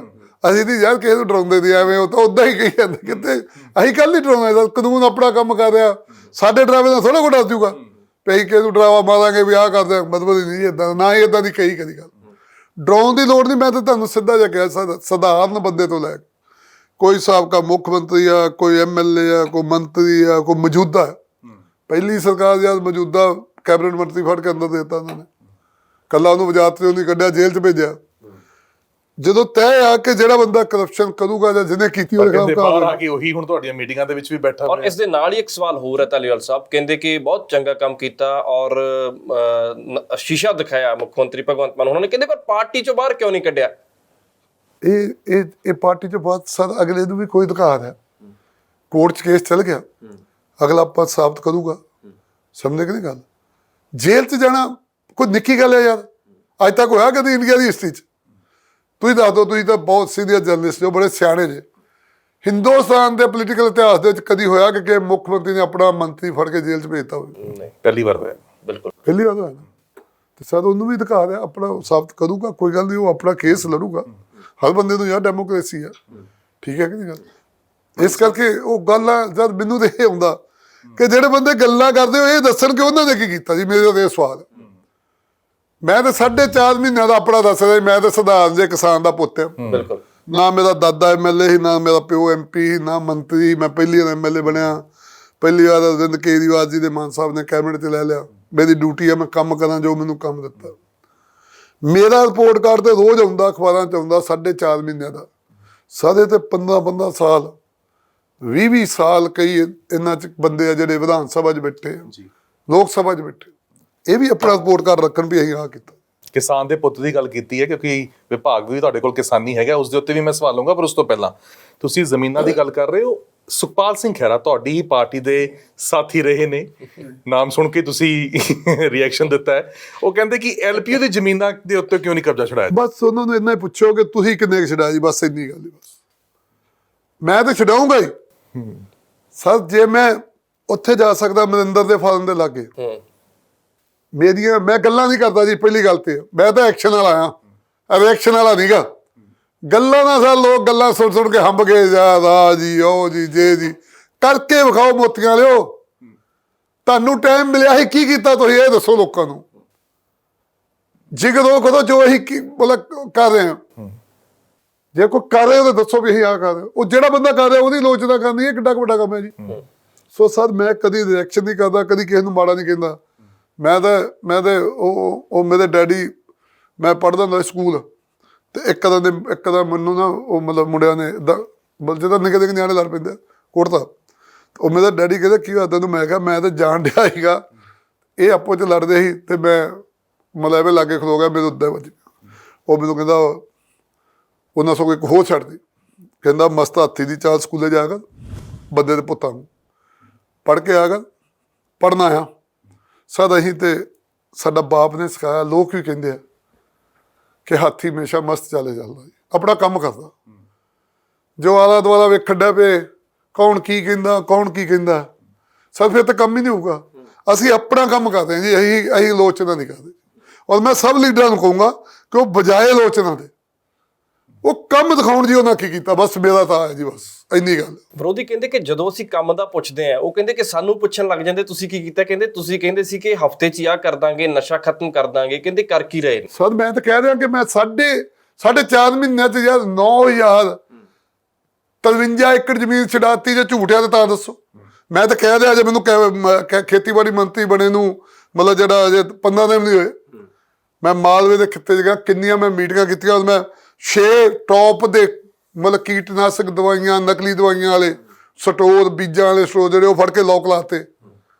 ਮੈਂ ਤਾਂ ਆਪਣਾ ਕੰਮ ਕਰ ਰਿਹਾ ਜੀ, ਬਾਕੀ ਲੋਕ ਵੀ ਕਰਦੇ ਆਪਣਾ। ਮਾਨ ਸਾਹਿਬ ਆਪਣਾ ਕਰਦੇ, ਹਰ ਮੰਤਰੀ ਆਪੋ ਆਪਣੀ ਡਿਊਟੀ ਆ। ਮੈਂ ਤਾਂ ਇਹਨਾਂ ਨੂੰ ਕਹਿੰਦਾ ਯਾਰ ਇਹ ਦੱਸਦੇ ਕਿਉਂ ਨਹੀਂ ਵੀ ਅਸੀਂ ਆਹ ਕੀਤਾ ਜੀ? ਇਹ ਕਿਉਂ ਨਹੀਂ ਦੱਸਦੇ ਜੀ? ਜਿਹੜੇ ਨਸ਼ਾ ਇੰਨਾ ਆਇਆ, ਡਰੱਗ ਮਾਫੀਆ ਆਇਆ, ਟਰਾਂਸਪੋਰਟ ਮਾਫੀਆ ਆਇਆ, ਕੇਬਲ ਮਾਫੀਆ ਆਇਆ, ਗੈਂਗਸਟਰ ਆਏ, ਇਹ ਭਗਵੰਤ ਮਾਨ ਆਪਣੇ ਕਦੋਂ ਲੈ ਕੇ ਆਇਆ? ਇਹ ਸ਼ਤੌਤ ਪਿੰਡ ਤੋਂ ਆਏ? ਕਿੱਥੋਂ ਆਏ? ਇਹ ਜਿਹੜੇ ਗੱਲਾਂ ਕਰਦੇ ਇਹੀ ਪੈਦਾ ਕਰਕੇ ਗਏ ਸਰ। ਯਾਰ 50 ਸਾਲ ਦਾ ਹਿਸਾਬ ਨਹੀਂ ਦਿੰਦੇ, ਸਾਡੇ ਕੋਲ 4.5 ਮਹੀਨਿਆਂ ਦਾ ਮੰਗੀ ਜਾਂਦੇ ਹੈ। ਮੈਂ ਤਾਂ ਇਹਨਾਂ ਲੀਡਰਾਂ ਤੇ ਹੈਰਾਨ ਆ ਕਿ ਤੁਸੀਂ ਦੱਸੋ ਸਰ ਕਿ ਤੁਸੀਂ ਕੀ ਕੀਤਾ। ਮੈਂ ਪਹਿਲੀ ਮੀਟਿੰਗ ਲਈ ਜੀ ਜਦੋਂ ਖੇਤੀਬਾੜੀ ਮੰਤਰੀ ਬਣਿਆ, ਪੂਰੇ ਪੰਜਾਬ ਦੇ ਅਫਸਰ ਸੱਦੇ ਮੰਡੀ ਬੋਰਡ ਤੇ। ਮੈਨੂੰ ਉਦੋਂ ਪਤਾ ਲੱਗਾ ਕਿ ਮੀਟਿੰਗ 5 ਸਾਲਾਂ ਬਾਅਦ ਹੋ ਰਹੀ ਹੈ, ਕਿਉਂਕਿ 5 ਸਾਲ ਮਹਿਕਮਾ ਕਿਸ ਕੋ ਹੀਗਾ? ਕੈਪਟਨ ਅਮਰਿੰਦਰ ਸਿੰਘ। ਸੂਬਾ ਕਿਹੜਾ? ਖੇਤੀ ਆਧਾਰਿਤ ਹਿੰਦੁਸਤਾਨ ਦੀ ਖੇਤੀ ਦੀ ਅਗਵਾਈ ਕਰਦਾ। ਤੇ ਜਿਸ ਸੂਬਾ ਖੇਤੀ ਆਧਾਰਿਤ ਹੋਵੇ, 75% ਤੋਂ ਵੱਧ ਆਬਾਦੀ ਸਿੱਧੇ ਜਾਂ ਸਿੱਧੇ ਤੌਰ ਤੇ ਖੇਤੀ ਨਾਲ ਜੁੜੀ ਹੋਵੇ, ਸਭ ਤੋਂ ਵੱਡਾ ਪੰਜਾਬੀਆਂ ਦਾ ਵਪਾਰ ਹੋਵੇ ਖੇਤੀ, ਤੇ ਸਰ 5 ਸਾਲ ਉਹਦੀ ਮੀਟਿੰਗ ਨਾ ਹੋਵੇ, ਇਹ ਦੱਸਣ ਜਰਾ। ਇਹਨਾਂ ਦਾ ਮੁੱਖ ਮੰਤਰੀ ਹੀ ਕਿੰਨਾ ਦਾ ਮੁੱਖ ਮੰਤਰੀ ਜੀ? ਕੈਪਟਨ ਅਮਰਿੰਦਰ ਸਿੰਘ ਕਾਂਗਰਸ ਦਾ ਮੁੱਖ ਮੰਤਰੀ ਸੀ। ਇਹ ਦੱਸਣ 5 ਸਾਲ ਕਿਉਂ ਨਹੀਂ ਮੀਟਿੰਗ ਹੋਈ, ਜਿਹੜਾ ਮੇਨ ਐਗਰੀਕਲਚਰ ਮਹਿਕਮਾ ਸੀਗਾ। ਸਰ ਮੈਂ ਤਾਂ ਸਰ ਮਤਲਬ ਰੋਣ ਆ ਜਾਂਦਾ। ਪਹਿਲੀ ਮੀਟਿੰਗ 'ਚ ਪਤਾ ਲੱਗਾ ਕਿ ਉੱਥੇ ਦੀ ਗੁਲਾਬੀ ਸੁੰਡੀ ਪੈ ਗਈ ਮਾਲ ਵਿੱਚ ਨਰਮੇ ਨੂੰ, ਉਦੋਂ ਦੀ ਡਿਊਟੀ ਲਾਈ। ਅਗਲੇ ਦਿਨ ਹੀ 320 ਟੀਮਾਂ ਲੈ ਕੇ ਗਿਆ ਪੂਰੇ ਪੰਜਾਬ ਦੇ ਐਗਰੀਕਲਚਰ ਅਫਸਰ, ਔਰ 7 ਜ਼ਿਲ੍ਹਿਆਂ 'ਚ ਗਏ ਇੱਕੋ ਟਾਈਮ ਤੇ 9 ਤੋਂ 1, ਔਰ 2 ਵਜੇ ਦੁਬਾਰਾ ਬਠਿੰਡੇ ਮੀਟਿੰਗ ਕੀਤੀ। ਧਾਲੀਵਾਲ ਸਾਹਿਬ, ਮੈਨੂੰ ਕੈਪਟਨ ਅਮਰਿੰਦਰ ਸਿੰਘ ਦਾ ਬਿਆਨ ਯਾਦ ਆ ਰਿਹਾ ਜਦੋਂ ਕਿਸਾਨੀ ਮੋਰਚਾ ਹੋਇਆ। ਉਹ ਕਹਿੰਦੇ ਕਿ ਜਿੰਨਾ ਬਿਹਤਰ ਮੈਂ ਕਿਸਾਨੀ ਨੂੰ ਸਮਝ ਸਕਦਾ, ਕਹਿੰਦੇ ਕੋਈ ਸਮਝ ਨਹੀਂ ਸਕਦਾ, ਕਹਿੰਦੇ ਜਿੰਨੀ ਨੌਲੇਜ ਮੈਨੂੰ ਹੈ, ਕਹਿੰਦੇ ਕਿਉਂਕਿ ਮੈਂ ਤਾਂ ਆਪ ਫੁੱਲ ਬੂਟੇ ਬਹੁਤ ਲਾਉਂਦਾ ਰਹਿੰਦਾ। ਮੈਂ ਹੀ ਉੱਥੇ ਆ ਚੱਲਿਆ ਸੀ। ਬਾਦਲ ਸਾਹਿਬ ਕੀ ਕਹਿੰਦੇ, ਸਾਰੀ ਉਮਰ ਕਿਸਾਨਾਂ ਦੇ ਮਤਲਬ ਨਾਰਿਆਂ ਤੇ ਰਾਜਨੀਤੀ ਕਰਕੇ 5 ਵਾਰ ਮੁੱਖ ਮੰਤਰੀ ਬਣ ਗਿਆ। ਕੈਪਟਨ ਅਮਰਿੰਦਰ ਸਿੰਘ ਵੀ ਬਠਿੰਡੇ ਦੇ ਹੀ ਆ, 2 ਵਾਰ ਇਹ ਕਰਕੇ। ਸਭ ਤੋਂ ਵੱਧ ਨਕਲੀ ਦਵਾਈਆਂ, ਸਭ ਤੋਂ ਵੱਧ ਨਕਲੀ ਬੀਜ, ਸਭ ਤੋਂ ਵੱਧ ਨਕਲੀ ਖਾਦਾਂ, ਸਭ ਤੋਂ ਵੱਧ ਨਕਲੀ ਜਿਪਸਮ ਸਭ ਬਠਿੰਡੇ 'ਚ ਵਿਕਦੀ, ਜਿੱਥੋਂ 5 ਵਾਰ ਮੁੱਖ ਮੰਤਰੀ ਬਣਿਆ ਕਿਸਾਨੀ ਦੇ ਨਾਂ ਦਾ, ਜਿਹਦਾ ਮੁੰਡਾ ਡਿਪਟੀ ਮੁੱਖ ਮੰਤਰੀ ਹੋਵੇ, ਜਿਹਦੀ ਨੌਂ ਏਡੀ ਵੱਡੀ ਮਤਲਬ ਮਿਨਿਸਟਰ ਹੋਵੇ। ਫੂਡ ਪ੍ਰੋਸੈਸਿੰਗ ਡਿਪਾਰਟਮੈਂਟ ਉਹਨਾਂ ਕੋਲ, ਫੂਡ ਦਾ ਮਹਿਕਮਾ ਸਾਡੀ ਭੈਣ ਕੋਲ ਸੀਗਾ। ਇੰਨਾ ਮਤਲਬ ਸਾਡੀ ਭੈਣ ਆ ਛੋਟੀ, ਇੰਨਾ ਵੱਡਾ ਉਹਦੇ ਕੋਲ ਮਹਿਕਮਾ ਸੀਗਾ। ਸਰ ਉੱਥੇ ਦਵਾਈਆਂ ਵੇਚਦੀਆਂ। ਭਤੀਜਾ ਵਿੱਤ ਮੰਤਰੀ ਰਿਹਾ ਹੋਵੇ ਜਨਮੇਜਾ ਸਿੰਘ ਸ਼ੇਖੋ, ਉਸੇ ਜ਼ਿਲ੍ਹੇ ਦੇ ਵਿੱਚ ਮੰਤਰੀ ਰਹੇ ਹੁਣ ਇਹਨਾਂ ਦੇ ਰਿਸ਼ਤੇਦਾਰ। ਅੱਜ ਸਭ ਤੋਂ ਵੱਡੀ ਹੱਬ ਹੈ ਜੀ, ਕਿੰਨੇ ਪੈਦਾ ਕੀਤੀ, ਕਿਹਦੀਆਂ ਫੈਕਟਰੀਆਂ ਨੇ ਸਰ ਉੱਥੇ ਨਕਲੀ ਦਵਾਈਆਂ ਦੀਆਂ, ਇਹ ਦੱਸੋ ਜਰਾ। ਕੌਣ ਜ਼ਿੰਮੇਵਾਰ ਹੈ? ਕੈਪਟਨ ਅਮਰਿੰਦਰ ਸਿੰਘ ਦਾ ਪਿੰਡ ਉਹਦੇ ਉਹ ਜ਼ਿਲ੍ਹੇ ਦੇ ਵਿੱਚ ਆਉਂਦਾ। 5 ਸਾਲ ਐਗਰੀਕਲਚਰ ਮਹਿਕਮੇ ਦੀ ਮੀਟਿੰਗ ਨਾ ਹੋਵੇ।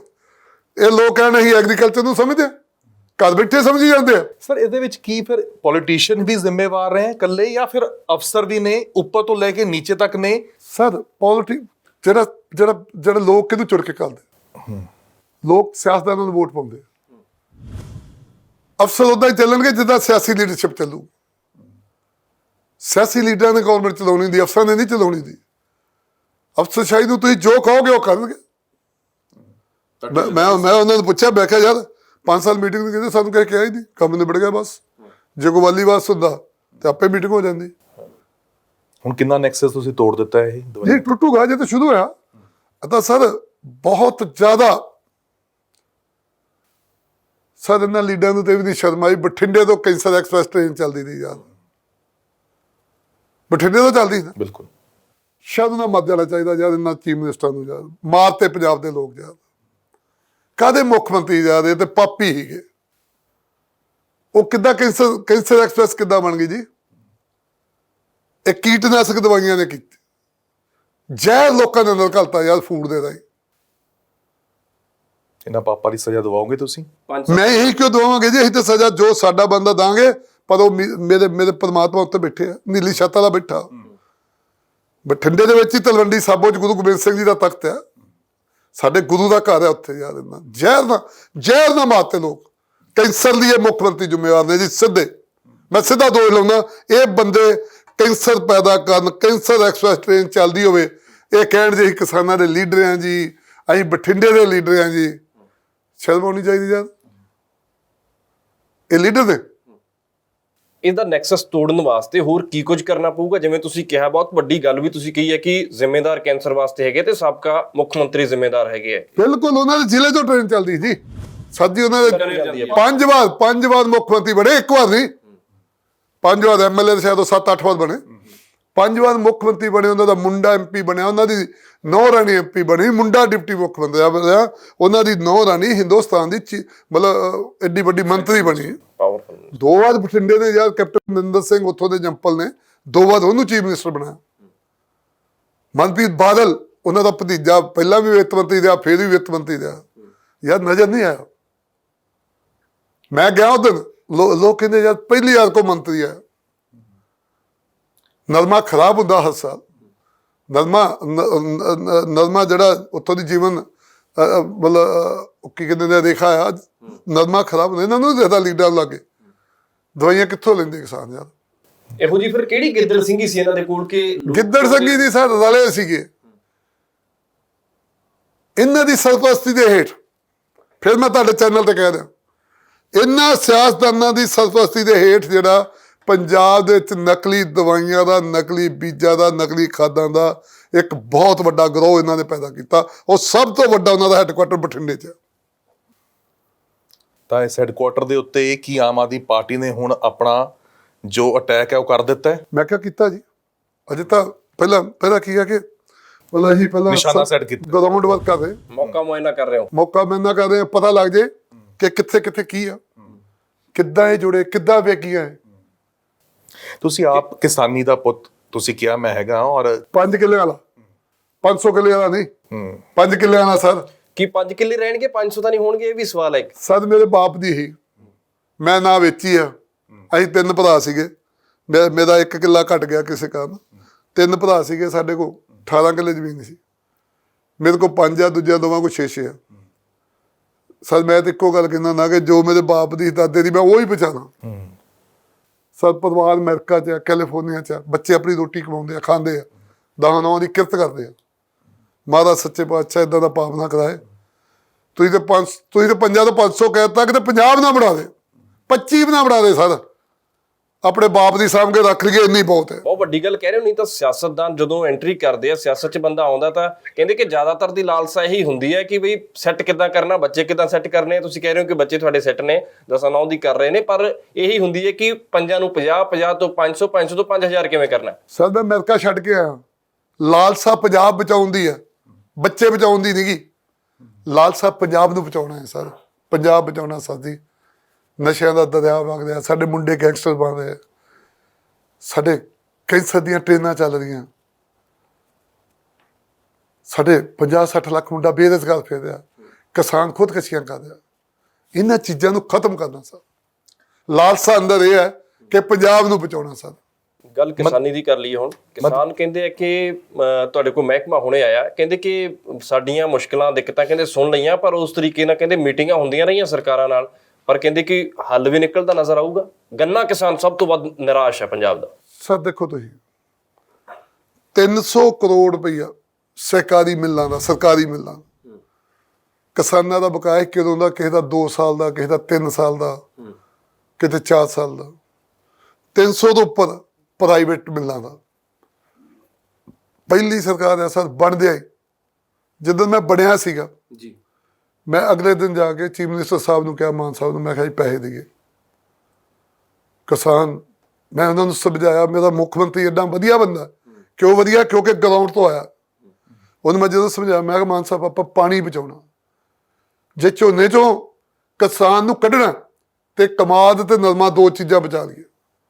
ਔਰ ਕਮਾਦ ਵਾਲ ਲੋਕ ਕਿਸਾਨ ਤਾਂ ਨਹੀਂ ਆ ਰਿਹਾ ਕਿਉਂਕਿ ਉਹਨਾਂ ਦੀ ਪੇਮੈਂਟ ਜਿਹੜੀ ਹੈ ਉਹ ਰਾਈਟ ਟਾਈਮ ਤੇ ਨਹੀਂ ਮਿਲਦੀ, ਉਹਨਾਂ ਦੇ ਪੈਸੇ ਨਹੀਂ ਮਿਲਦੇ, ਉਹ ਵਿਚਾਰੇ ਛੱਡ ਜਾਂਦੇ ਆ। ਉਸੇ ਵੇਲੇ ਉਹਨਾਂ ਨੇ ਕਿਹਾ ਮੀਟਿੰਗ ਸੱਦੋ। ਮੀਟਿੰਗ ਸੱਦੀ। 300 ਕਰੋੜ ਰੁਪਈਆ ਸਰਕਾਰੀ ਮਿਲਣਾ ਦਾ, 300 ਕਰੋੜ ਰੁਪਈਆ ਜਿਹੜੀਆਂ ਪ੍ਰਾਈਵੇਟ ਮਿਲਣਾ। ਮਾਨ ਸਾਹਿਬ ਨੇ ਕਿਹਾ ਕਿ 7 ਸਤੰਬਰ ਤੱਕ ਕਿਸਾਨਾਂ ਦੀ ਮੀਟਿੰਗ 'ਚ ਕਿਹਾ ਸਾਰੇ ਪੈਸੇ ਦੇਵਾਂਗੇ, ਔਰ ਉਹਦੇ 'ਚੋਂ 100 ਕਰੋੜ ਚਲਾ ਗਿਆ। 100 ਮੈਨੂੰ ਲੱਗਦਾ ਕੱਲ੍ਹ ਜਾਂ ਪਰਸੋਂ ਪੈ ਜੂ, 15 ਅਗਸਤ ਤੱਕ ਪੈਣਾ ਸੀਗਾ, ਅਗਲਾ 7 ਸਤੰਬਰ ਤੱਕ ਪੈ ਜੂ। ਸਿਰਫ ਇੱਕ ਮਿਲ ਦੀ ਪ੍ਰੋਬਲਮ ਆਈ ਸਾਨੂੰ, ਕਿਉਂਕਿ ਦੂਜੀਆਂ ਮਿੱਲਾਂ ਨੂੰ ਮਾਨ ਸਾਹਿਬ ਨੇ ਸੱਦ ਕੇ ਕਹਿਤਾ ਪ੍ਰਾਈਵੇਟ ਮਿੱਲਾਂ ਨੂੰ ਵੀ ਜਾਂ ਪੈਸੇ ਦੇ ਦਿਓ, ਨਹੀਂ ਤੇ ਤੁਹਾਡੀਆਂ ਲੌਕ ਕਰ ਦੇਣਗੇ, ਤੁਹਾਡੇ ਦੇ ਪਰਚੇ ਵੀ ਦਰਜ ਕਰਾਂਗੇ ਤੇ ਤੁਹਾਨੂੰ ਤੁਹਾਡੀਆਂ ਮਿੱਲਾਂ ਵੀ ਲੌਕ ਕਰਾਂਗੇ। ਫਗਵਾੜਾ ਮਿੱਲ ਵਾਲੇ ਬਹੁਤ ਇੱਕ ਫਗਵਾੜਾ ਮਿਲ ਦੀ ਸਾਨੂੰ ਪ੍ਰੋਬਲਮ ਆਈ, ਕਿਉਂਕਿ ਉਹ ਬਹੁਤ ਵੱਡੇ ਠੱਗ ਬੰਦੇ ਸੀ। ਉਹਨਾਂ ਨੇ ਜਿਹੜੀ ਉਹਨਾਂ ਦੀ ਜ਼ਮੀਨ ਦੀ ਪਹਿਲੀ ਗੱਲ ਤੇ ਮਿੱਲ, ਆ ਜਿਹੜੇ ਗੱਲਾਂ ਕਰਦੇ ਆ ਇਹਨਾਂ ਨੂੰ ਪੁੱਛੋ, ਮਿੱਲਾਂ ਅਗਲੇ ਸਰਕਾਰੀ ਜ਼ਮੀਨ 'ਚ ਮਿੱਲਾਂ ਲਾ ਕੇ ਠੱਗੀ ਮਾਰ ਕੇ ਪੰਜਾਬ ਨਾਲ, ਉਹ ਜ਼ਮੀਨ ਵੀ ਸਰਕਾਰੀ। ਔਰ ਉਹ ਬੰਦੇ ਦੀ ਜਾਇਦਾਦ ਲੱਭੀ ਫਤਿਆਬਾਦ ਦੇ ਵਿੱਚ ਜਾ ਕੇ, ਹਰਿਆਣਾ 'ਚ। ਉਹਨੂੰ ਅਸੀਂ ਵੇਚਣਾ ਕਰੀਬ 31-32 ਕਰੋੜ ਦੀ ਆ। ਉਹਦੇ 'ਚ ਇੱਕ ਟੈਕਨੀਕਲ ਚੀਜ਼ ਕੀ ਆ ਗਈ, ਜਿੱਥੋਂ ਕਿਸਾਨ ਕੱਲ ਬੈਠੇ, ਅੱਜ ਮੇਰੀ ਗੱਲ ਹੋਈ ਆ ਜਾਣਗੇ, ਠੀਕ ਹੈ ਸਾਡੇ ਭਰਾ ਨੇ, ਉਹ ਬਿਲਕੁਲ ਸਹੀ ਬੈਠੇ ਵਿਚਾਰੇ ਯਾਰ। 3 ਸਾਲ ਹੋ ਗਏ ਯਾਰ ਉਹਨਾਂ ਦਾ ਪੈਸਾ ਨਹੀਂ ਮਿਲਿਆ, ਕਿੱਥੇ ਜਾਵੇ ਕਿਸਾਨ ਯਾਰ। ਉਹ ਤਾਂ ਅਸੀਂ ਹੁਣ ਮਾਨ ਸਾਹਿਬ ਨੇ ਸਕੰਜਾ ਕੱਸਿਆ ਇਹਨਾਂ ਦਾ ਪ੍ਰਾਈਵੇਟ ਮਿੱਲਾਂ ਦੇ ਖਿਲਾਫ, ਉਹਨਾਂ ਦੇ ਪੈਸੇ ਅਸੀਂ ਦੋਣੇ, ਬਟ ਉਹਨਾਂ ਦੀ ਪ੍ਰੋਪਰਟੀ ਵੇਚ ਕੇ, ਕੁਛ ਵੇਚ ਕੇ, ਜਿੱਦਾਂ ਉਹ ਵੇਗੀ ਮਤਲਬ ਉੱਦਾਂ ਦੀ ਫਗਵਾੜੇ ਵਾਲੇ ਕਿਸਾਨਾਂ ਦੇ ਪੈਸੇ ਜਿਹੜੇ ਆ ਉਹ ਉਹਨਾਂ ਨੂੰ। ਜਿਹੜੇ ਧਰਨੇ ਤੇ ਬੈਠੇ ਆ, ਇਸੇ ਦੇ ਨਾਲ ਹੀ ਮੇਰਾ ਸਵਾਲ ਹੈ, ਜਿਹੜੇ ਧਰਨੇ ਤੇ ਬੈਠੇ ਆ ਉਹਨਾਂ ਨੂੰ ਕੁਲਦੀਪ ਸਿੰਘ ਧਾਲੀਵਾਲ ਕੀ ਕਹਿਣਾ ਚਾਹੁੰਦੇ? ਜਿਹੜੇ ਨਹੀਂ, ਮੇਰੀ ਅੱਜ ਗੱਲ ਵੀ ਹੋਈ ਹੈ, ਮੈਂ ਉਹਨਾਂ ਨੂੰ ਕਹਿਣਾ ਚਾਹੁੰਦਾ ਕਿ ਸਰਕਾਰ ਉਹਨਾਂ ਦੀ ਹੈ ਸਰ, ਜੋ ਉਹਨਾਂ ਨੇ ਵਚਨ ਕੀਤਾ। ਮਾਨ ਸਾਹਿਬ ਦੀ ਸਰਕਾਰ ਨੇ ਮੀਟਿੰਗ ਦੇ ਵਿੱਚ ਕਿਸਾਨਾਂ ਨਾਲ ਹੀ ਜਿਹੜੀਆਂ ਮੀਟਿੰਗਾਂ ਕੀਤੀਆਂ, ਅਸੀਂ ਜੋ ਵਾਅਦਾ ਕੀਤਾ ਉਹ ਬਿਲਕੁਲ ਪੂਰਾ ਕਰਾਂਗੇ। ਉਹਦੀ ਸ਼ੁਰੂਆਤ ਕਰਤੀ ਅਸੀਂ। ਇਸ ਕਰਕੇ ਮੇਰੀ ਕਿਸਾਨ ਵੀਰਾਂ ਨੂੰ ਬੇਨਤੀ ਆ ਕਿ ਘਬਰਾਉਣ ਨਾ। ਦੇਖੋ ਮੈਂ ਨਹੀਂ ਕਹਿੰਦਾ ਕਿ ਉਹ ਧਰਨੇ ਨਾਲ ਲਾਉਣਾ ਨਾ ਕਰ, ਪਰ ਉਹ ਥੋੜ੍ਹਾ ਜਿਹਾ ਹੌਸਲਾ ਕਰ। ਸਾਰੇ 50 ਸਾਲਾਂ ਦਾ ਸਿਸਟਮ ਖਰਾਬ ਕੀਤਾ, ਸਾਨੂੰ ਤਾਂ 4.5 ਮਹੀਨੇ ਹੋਏ। ਥੋੜ੍ਹਾ ਸਾਡਾ ਸਹਿਯੋਗ ਕਰਨ, ਪੰਜਾਬ ਦਾ ਹਰ ਮਸਲਾ ਹੱਲ ਕਰ ਦਿਆਂਗੇ। ਧਾਲੀਵਾਲ ਸਾਹਿਬ, ਕਿਸੇ ਵੇਲੇ ਪੰਜਾਬ ਹਰੀ ਕ੍ਰਾਂਤੀ ਲੈ ਕੇ ਆਉਣ ਵਾਲਾ ਇੱਕ ਸੂਬਾ ਸੀ, ਔਰ ਅੱਜ ਪੰਜਾਬ ਦੇ ਵਿੱਚ ਕਿਸਾਨ ਕਿਸਾਨੀ ਕਰਦੇ ਹੋਏ ਡਰਦਾ ਹੈ।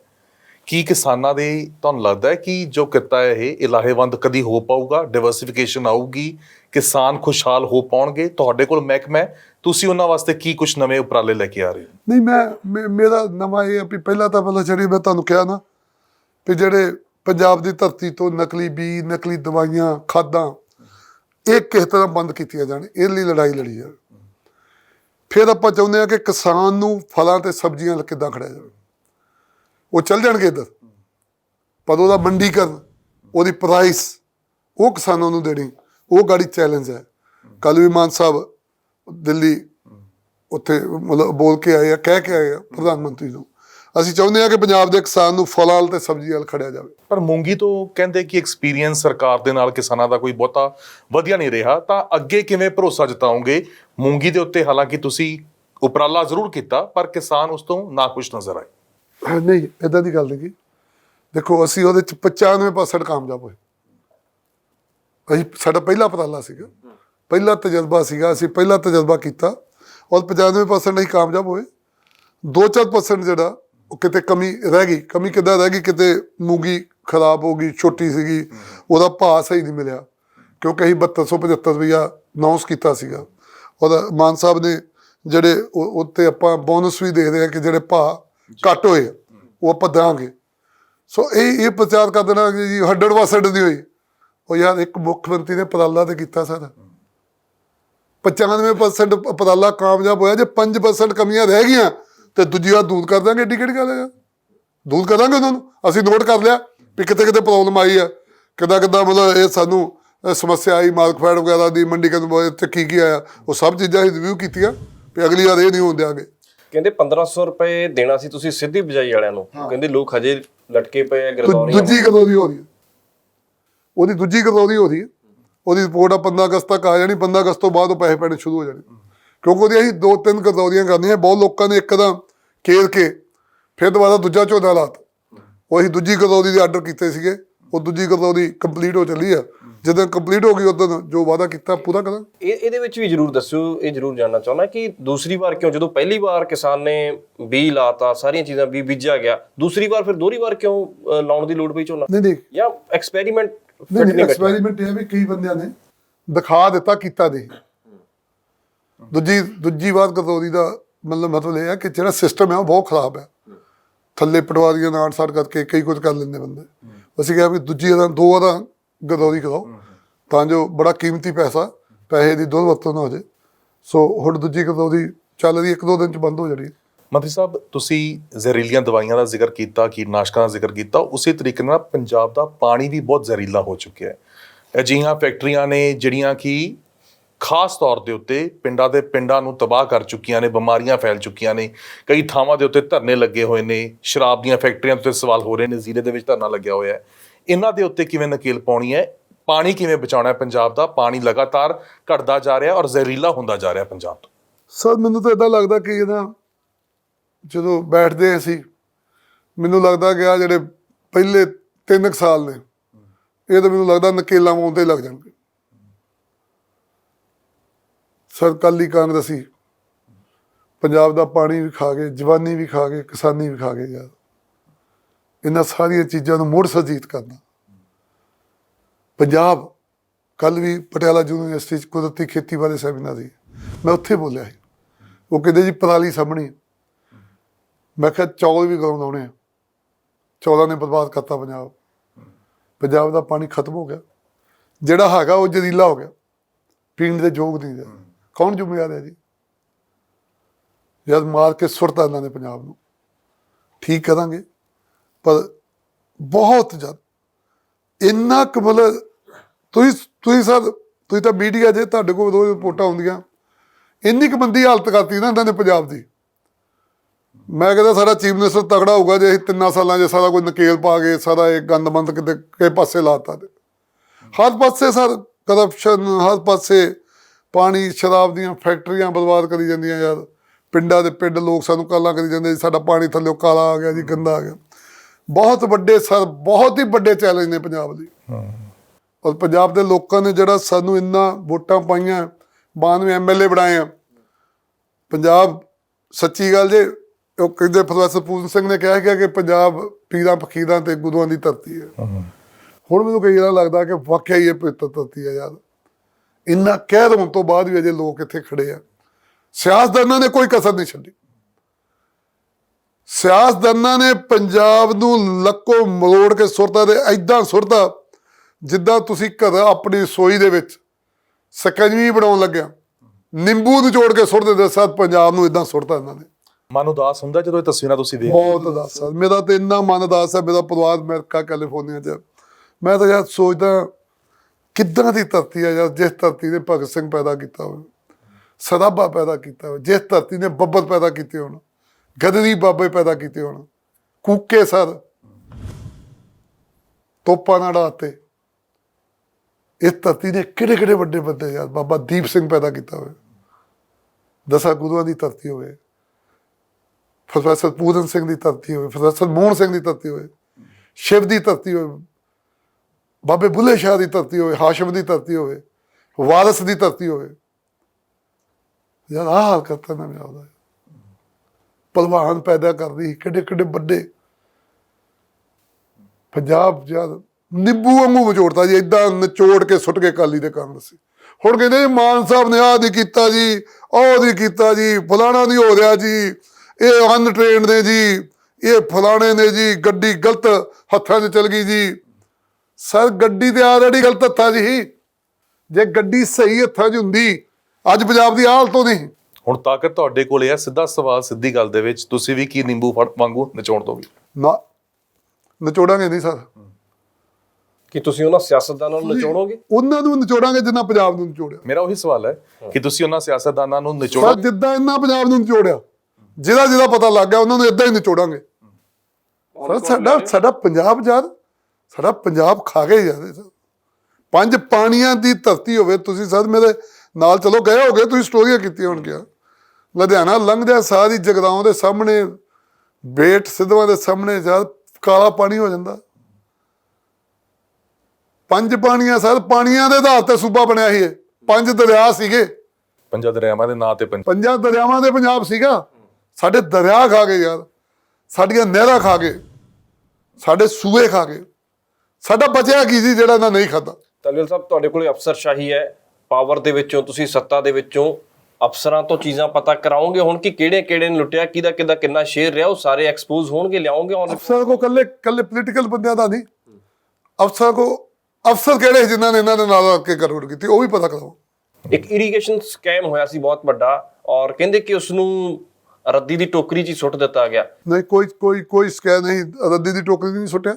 ਸਹਿਜੇ ਸਭ ਚੀਜ਼ਾਂ ਬਾਹਰ ਆਉਣਗੀਆਂ, ਤੁਸੀਂ ਦੇਖੀ ਜਾਓ। ਸਭ ਪੁਰਾਣੀ ਸਰਕਾਰਾਂ ਦਾ ਮੈਂ ਜ਼ਿਕਰ ਕਰ ਰਿਹਾ, ਮੈਂ ਉਹਨਾਂ ਦੇ ਸੁੱਟ ਦਿੱਤਾ ਜੀ। ਇੱਕ ਅਫਸਰ ਨੇ ਉਹਨਾਂ ਦੇ ਸਾਰ ਕੋਈ ਜਾਂਚ ਕਰਾਈ, ਦੱਸੋ ਤੁਸੀਂ। ਉਹਨਾਂ ਦੀ ਹੋਈ ਜਾਂਚ ਤੁਸੀਂ ਦੱਸੋ ਮੀਡੀਆ ਦੇ ਵਿੱਚ। ਤੁਸੀਂ ਕਹੋ ਜੀ ਆਹ ਕੈਪਟਨ ਨੇ ਜਾਂਚ ਕਰਾਈ ਸੀ, ਆਹ ਬਾਦਲ ਦੀ ਰਿਪੋਰਟ ਆਈ ਜੀ, ਦੱਸੋ ਮੈਨੂੰ ਵੀ ਆਹ ਰਿਪੋਰਟ ਉਹਨਾਂ ਨੇ ਇੰਨੇ ਤੇ ਕਰੀਬ 3000 ਕਰੋੜ ਦਾ ਸਕੈਮ ਸੀ। ਔਰ ਕੋਈ ਅਫਸਰ ਜਾਂਚ ਕਰਨ ਲੱਗਿਆ ਤਾਂ ਦਿੱਲੀੋਂ ਫੋਨ ਸਿੱਧਾ ਘੰਟੀ ਖੜਕੀ ਕਿ ਇਹਦੇ ਤੇ ਜਾਂਚ ਨਹੀਂ ਕਰਨੀ। ਉਸ ਤੋਂ ਬਾਅਦ ਕਹਿੰਦੇ ਜਾਂਚ ਹੀ ਨਹੀਂ ਹੋਈ। ਜਾਂਚ ਹੀ ਨਹੀਂ ਹੋਈ। ਸਰ ਇਹ ਲੋਕ ਗੱਲਾਂ ਯਾਰ ਪਤਾ ਨਹੀਂ ਕਿੱਦਾਂ ਕਰਦੇ। ਮੈਂ ਤਾਂ ਇਹ ਹੈਰਾਨ ਆ ਵੀ ਇਹ ਲੋਕ ਸਾਡੇ ਤੋਂ ਉੱਦਾਂ ਹੀ ਦੋਸ਼ ਲਾਈ ਜਾਂਦੇ ਯਾਰ। ਇਹਨਾਂ ਤੋਂ ਰੜਕਦੇ ਸਰ ਅਸੀਂ 5 ਕਿੱਲਿਆਂ ਦੇ ਰੜਕਦੇ ਆ। ਦਿੱਲੀ ਕੋ ਰੜਕਦਾ ਹੈ? ਤੁਸੀਂ ਰੋਜ਼ ਇੰਨੀਆਂ ਗੱਲਾਂ ਕਰਦੇ। ਆਪਾਂ ਹੁਣ ਵੀ ਇੰਨੀਆਂ ਗੱਲਾਂ ਕੀਤੀਆਂ। ਬਿਲਕੁਲ। ਆਪਾਂ ਇਹ ਸਿੱਟੇ ਤੇ ਪਹੁੰਚੇ ਕਿ ਪੰਜਾਬ ਬਿਮਾਰ ਹੈ, ਪੰਜਾਬ ਦਾ ਬਹੁਤ ਬੁਰਾ ਹਾਲ ਹੈ। ਸਰ ਤੁਸੀਂ ਦਿੱਲੀ ਦੀ ਗੱਲ ਕਰਦੇ ਹੋ, ਮੈਂ ਤਾਂ ਇੱਦਾਂ ਬਾਹਾਂ ਇੱਦਾਂ ਖਿਲਾਰ ਕੇ ਬੈਠਾ। ਦਿੱਲੀ ਤੋਂ ਇਲਾਵਾ ਵੀ ਕੋਈ ਬੰਦਾ ਆਵੇ ਯਾਰ, ਕੋਈ ਕਲਕੱਤਿਓਂ ਆ ਜਾਏ, ਬੰਬਿਓਂ ਆ ਜਾਏ, ਨਿਊਯਾਰਕ ਤੋਂ ਆ ਜਾਏ, ਕੈਨੇਡਾ ਤੋਂ ਆ ਜਾਏ, ਜਾਪਾਨ ਤੋਂ ਆ ਜਾਏ, ਚੀਨ ਤੋਂ ਆ ਜਾਏ, ਕਿਤੋਂ ਆ ਜਾਏ, ਜਿਹੜਾ ਪੰਜਾਬ ਨੂੰ ਬਚਾ ਲੇ ਯਾਰ। ਪੰਜਾਬ ਬਚਣਾ ਚਾਹੀਦਾ ਸਰ, ਦਿੱਲੀ ਦੁੱਲੀ ਦਾ ਸਵਾਲ ਨਹੀਂ ਹੈ। ਇਹ ਅਸਲੀ ਮੁੱਦੇ ਤੇ ਆਉਣ ਦੇ ਬਜਾਏ ਹੋਰ ਗੱਲਾਂ ਕਰਦੇ ਆ।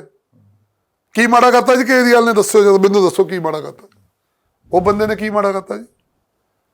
ਉਹਨੇ ਮਾੜਾ ਇਹ ਕੀਤਾ ਕਿ 5-5 ਕਿੱਲੇ ਵਾਲੇ ਦੇ ਮੁੰਡਿਆਂ ਨੂੰ ਮੁੱਖ ਮੰਤਰੀ ਦੇ ਮੰਤਰੀ ਬਣਾਤਾ। ਇਹਨਾਂ ਨੂੰ ਚੁੱਭਦੀ ਇਹ ਹੈ ਦਿੱਲੀ। ਤੇ ਉਹਨੇ ਸਾਡੇ ਅੱਗੇ ਲਿਆ ਕੇ ਕਿੰਨਾਂ ਨੂੰ ਖੜਾ ਕਰਤਾ। ਮੈਂ ਤਾਂ ਪੰਜਾਬ ਬਚਾਉਣ ਲਈ ਸਰ ਦੁਨੀਆ ਦੇ ਕਿਸੇ ਕੋਨੇ ਚੋਂ ਕੋਈ ਬੰਦਾ ਆ ਜਾ ਜਿਹੜਾ ਕਿ ਪੰਜਾਬ ਬਚਾਊਂਗਾ, ਮੈਂ ਤਾਂ ਖੜਾ ਜੀ, ਆਓ ਜੀ, ਮੈਂ ਤਾਂ ਕਹੂੰਗਾ ਆਓ ਜੀ, ਵੈਲਕਮ ਹੈ। ਅਖੀਰਲੇ ਕੁਝ ਸਵਾਲ ਨੇ, ਕਿਉਂਕਿ ਐਨਆਰਆਈ ਅਫੇਅਰਸ ਡਿਪਾਰਟਮੈਂਟ ਵੀ ਤੁਹਾਡੇ ਕੋਲ ਹੀ ਹੈ ਔਰ ਪੰਜਾਬ ਨੂੰ ਬਚਾਉਣ ਦੀ ਗੱਲ ਹੈ, ਪੰਜਾਬੀ ਉੱਥੇ ਵੀ ਵਸੇ ਹੋਏ ਨੇ, ਬੜੀਆਂ ਦਿੱਕਤਾਂ ਉੱਥੇ ਵੀ ਪੰਜਾਬੀਆਂ ਨੂੰ ਆਉਂਦੀਆਂ ਨੇ। ਹਾਲ ਹੀ ਦੇ ਵਿੱਚ ਅਮਰੀਕਾ ਦੇ ਵਿੱਚ ਵੀ ਇੱਕ ਘਟਨਾ ਮਨਦੀਪ ਕੌਰ ਦੀ ਆਈ, ਹਾਲਾਂਕਿ ਕੁੜੀ ਜਿਹੜੀ ਸੀ ਉਹ ਯੂਪੀ ਦੀ ਹੈ, ਪਰ ਪੂਰੀ ਪੰਜਾਬੀ ਕਮਿਊਨਿਟੀ ਨੇ ਉਸ ਗੱਲ ਦਾ ਦੁੱਖ ਮਨਾਇਆ। ਜਾਂ ਫਿਰ ਇਹੋ ਜਿਹੀ ਅੱਜ ਦੇ ਟਾਈਮ ਦੇ ਵਿੱਚ ਨੌਜਵਾਨ ਪੀੜ੍ਹੀਆਂ ਦੀ ਅਸੀਂ ਗੱਲ ਕਰ ਲਈਏ, ਜਿਹੜੀ ਆਇਲਸ ਕਰਕੇ ਵਿਦੇਸ਼ਾਂ ਨੂੰ ਜਾ ਰਹੀ ਹੈ, ਕੁੜੀਆਂ ਮੁੰਡੇ ਆਪਸ ਦੇ ਵਿੱਚ ਕੋਰਟ ਮੈਰਿਜਸ ਕਰ ਲੈਂਦੇ ਨੇ, ਬਾਅਦ 'ਚ ਧੋਖਾਧੜੀ ਹੋ ਜਾਂਦੀ ਹੈ, ਇਸ ਦੇ ਉੱਤੇ ਕੋਈ ਨਕੇਲ ਕੱਸਣ ਜਾ ਰਹੇ ਹੋ? ਨਹੀਂ, ਬਿਲਕੁਲ। ਇਸ ਲਈ ਅਸੀਂ ਇੱਕ ਇਹਨਾਂ ਦੀ ਪਾਲਿਸੀ ਬਣਾ ਰਹੇ, ਅਗਲੇ ਦਿਨਾਂ ਦੇ ਵਿੱਚ ਅਸੀਂ ਅਨਾਉਂਸ ਕਰਾਂਗੇ। ਅਸੀਂ ਉਹਨਾਂ ਦੀ ਮਦਦ ਕਰਾਂਗੇ ਪੂਰੀ, ਫੁੱਲ ਫਲਾਈਟ। ਪੰਜਾਬ ਦੇਖੋ, ਇਹਨਾਂ ਦਾ ਜਦੋਂ ਬਾਹਰ ਜਾਂਦਾ, ਮੈਂ ਆਪ 13 ਸਾਲ ਅਮਰੀਕਾ ਦਾ ਸਿਟੀਜ਼ਨ ਰਿਹਾ, ਮੇਰੇ ਬੱਚੇ ਉੱਥੇ ਆ, ਇਹਨਾਂ ਦਾ ਇਹਦੇ ਦਿਲ ਦਾ ਇੱਕ ਟੁਕੜਾ ਜਿਹੜਾ ਉਹ ਬਾਹਰ ਚਲ ਜਾਂਦਾ, ਇੱਕ ਟੁਕੜਾ ਇੱਥੇ ਰਹਿ ਜਾਂਦਾ। ਪੰਜਾਬ ਨਹੀਂ ਮਰ ਸਕਦਾ ਜੀ ਉਹਨਾਂ ਦੇ ਮਨਾਂ 'ਚੋਂ, ਉਹਨਾਂ ਦਾ ਪਿੰਡ ਨਹੀਂ ਮਰ ਸਕਦਾ, ਉਹਨਾਂ ਦੀਆਂ ਗਲੀਆਂ ਨਹੀਂ ਮਰ ਸਕਦੀਆਂ। ਉਹ ਹਮੇਸ਼ਾ ਵਿਚਾਰੇ ਸੋਚਦੇ ਰਹਿੰਦੇ, ਮੈਂ ਵੀ ਉੱਥੇ ਉਹੀ ਸੋਚਦਾ ਹੁੰਦਾ ਕਿ ਯਾਰ ਪੰਜਾਬ ਦਾ ਹੋ ਗਿਆ ਜੀ, ਪੰਜਾਬ ਦਾ ਹੋ ਗਿਆ। ਉਹਨਾਂ ਦੇ ਦਰਦ ਨੂੰ ਅਸੀਂ ਸਮਝਦੇ ਹਾਂ ਔਰ ਅਸੀਂ ਵਧੀਆ ਇਹਨਾਂ ਦਾ ਹੀ ਪਾਲਿਸੀ ਬਣਾਵਾਂਗੇ। ਇਹ ਕੀ ਕਰਦੇ ਰਹੇ ਜੀ, ਇਹ ਜਾਂਦੇ ਰਹੇ, ਹਾਂ ਜੀ ਫਲਾਣਾ ਅਕਾਲੀ ਮੰਤਰੀ ਜੀ, ਫਲਾਣਾ ਕਾਂਗਰਸੀ ਮੰਤਰੀ ਜੀ ਨਿਊਯਾਰਕ ਜਾ ਰਿਹਾ ਜੀ, ਟੋਰਾਂਟੋ 'ਚ ਮੀਟਿੰਗ ਹੋ ਰਹੀ ਹੈ ਜੀ। ਮੀਟਿੰਗ ਕਾਹਦੀ ਜੀ? ਆਪਣੇ ਹਮਾਇਤੀ ਇਕੱਠੇ ਕੀਤੇ 50-100 ਰੈਸਟੋਰੈਂਟ ਦੇ ਵਿੱਚ, ਉੱਥੇ ਖਾਣੇ ਵਾਣੇ ਖਾਧੇ, ਚੰਗੀਆਂ ਸ਼ਰਾਬਾਂ ਪੀਤੀਆਂ, ਗਿਫਟ ਲੈ ਕੇ ਘਰ ਨੂੰ ਵਾਪਸ ਆ ਗਏ।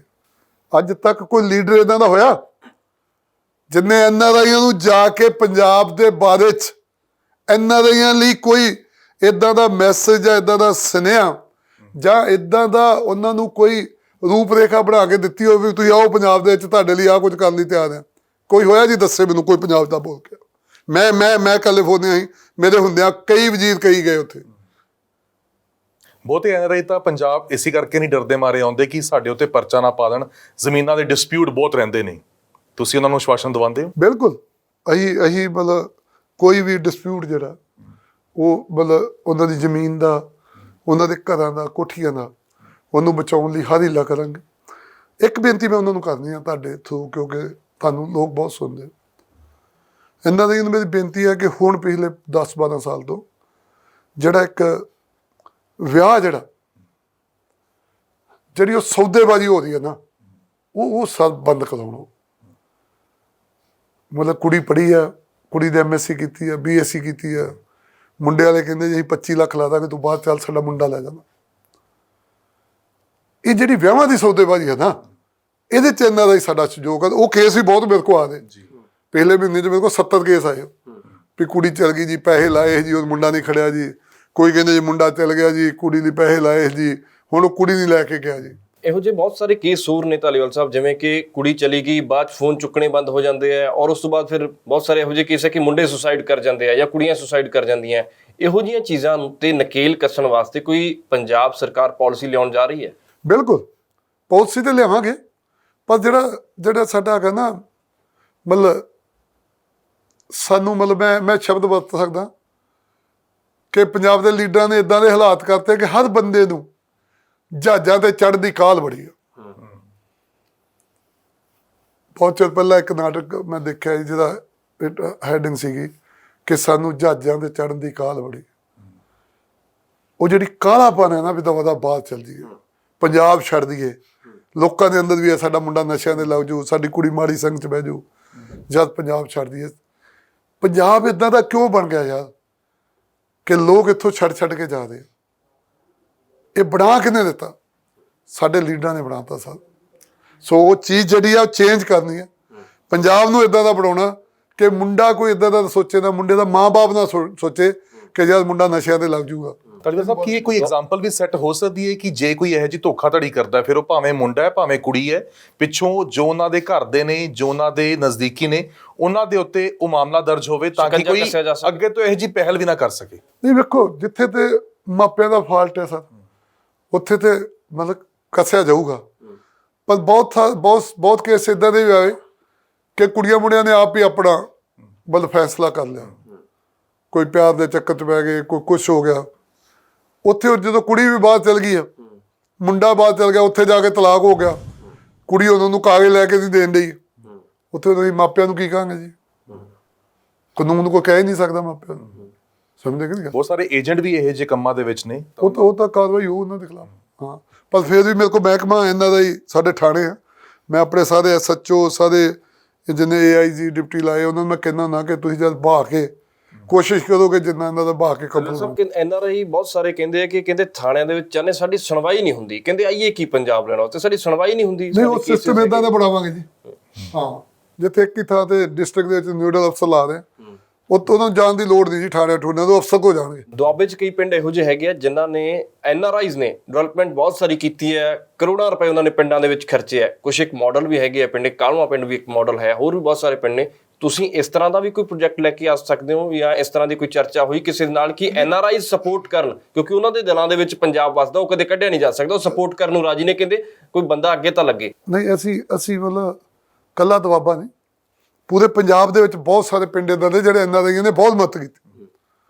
ਅਸੀਂ ਇੱਕ ਪ੍ਰੋਗਰਾਮ ਬਣਾ ਰਹੇ ਕਿ ਜਿੰਨਾ ਚਿਰ ਤੱਕ ਪੰਜਾਬ ਦਾ ਮਾਹੌਲ ਸਾਜ਼ਗਾਰ ਨਹੀਂ ਹੁੰਦਾ, ਉਹਨਾਂ ਚਿਰ ਤੱਕ ਕਿਸੇ ਵੱਡੇ NRI ਨੂੰ ਇੰਡਸਟਰੀ ਲਾਉਣ ਲਈ ਅਸੀਂ ਨਹੀਂ ਬਹੁਤਾ ਕਹਾਂਗੇ। ਜੇ ਕਿ ਲਾਉਣੀ ਤਾਂ ਆਵੇ, ਵੈਲਕਮ ਹੈ, ਜੀ ਆਇਆਂ।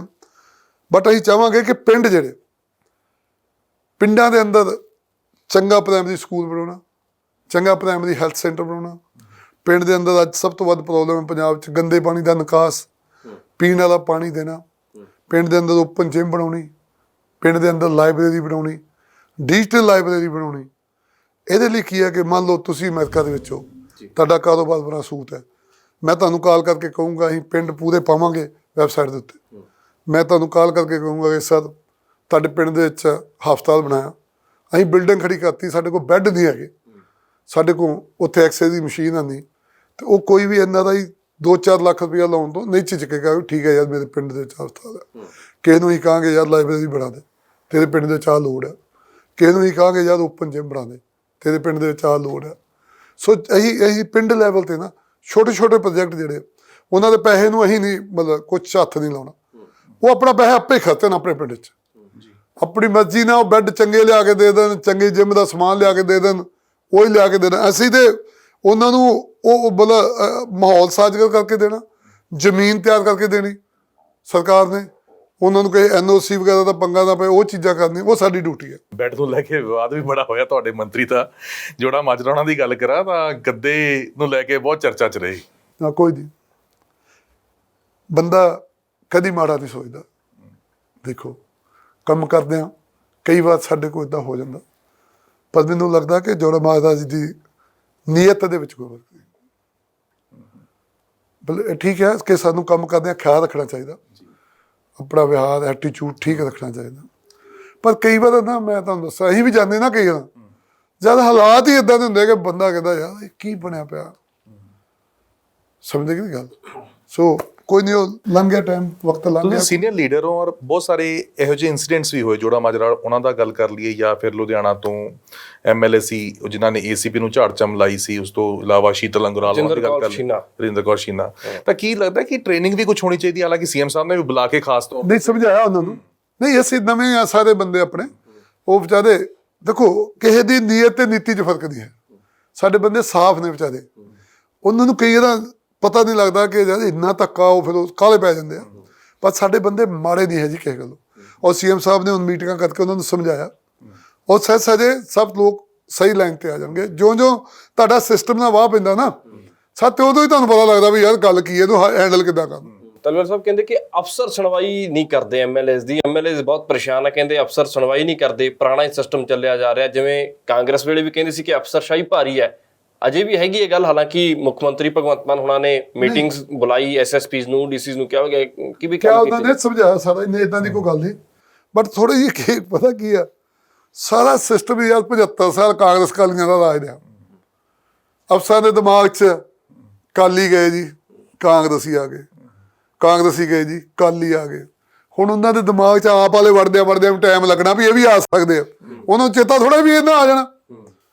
ਸਮਝੇ ਕਿ ਨਹੀਂ ਗੱਲ।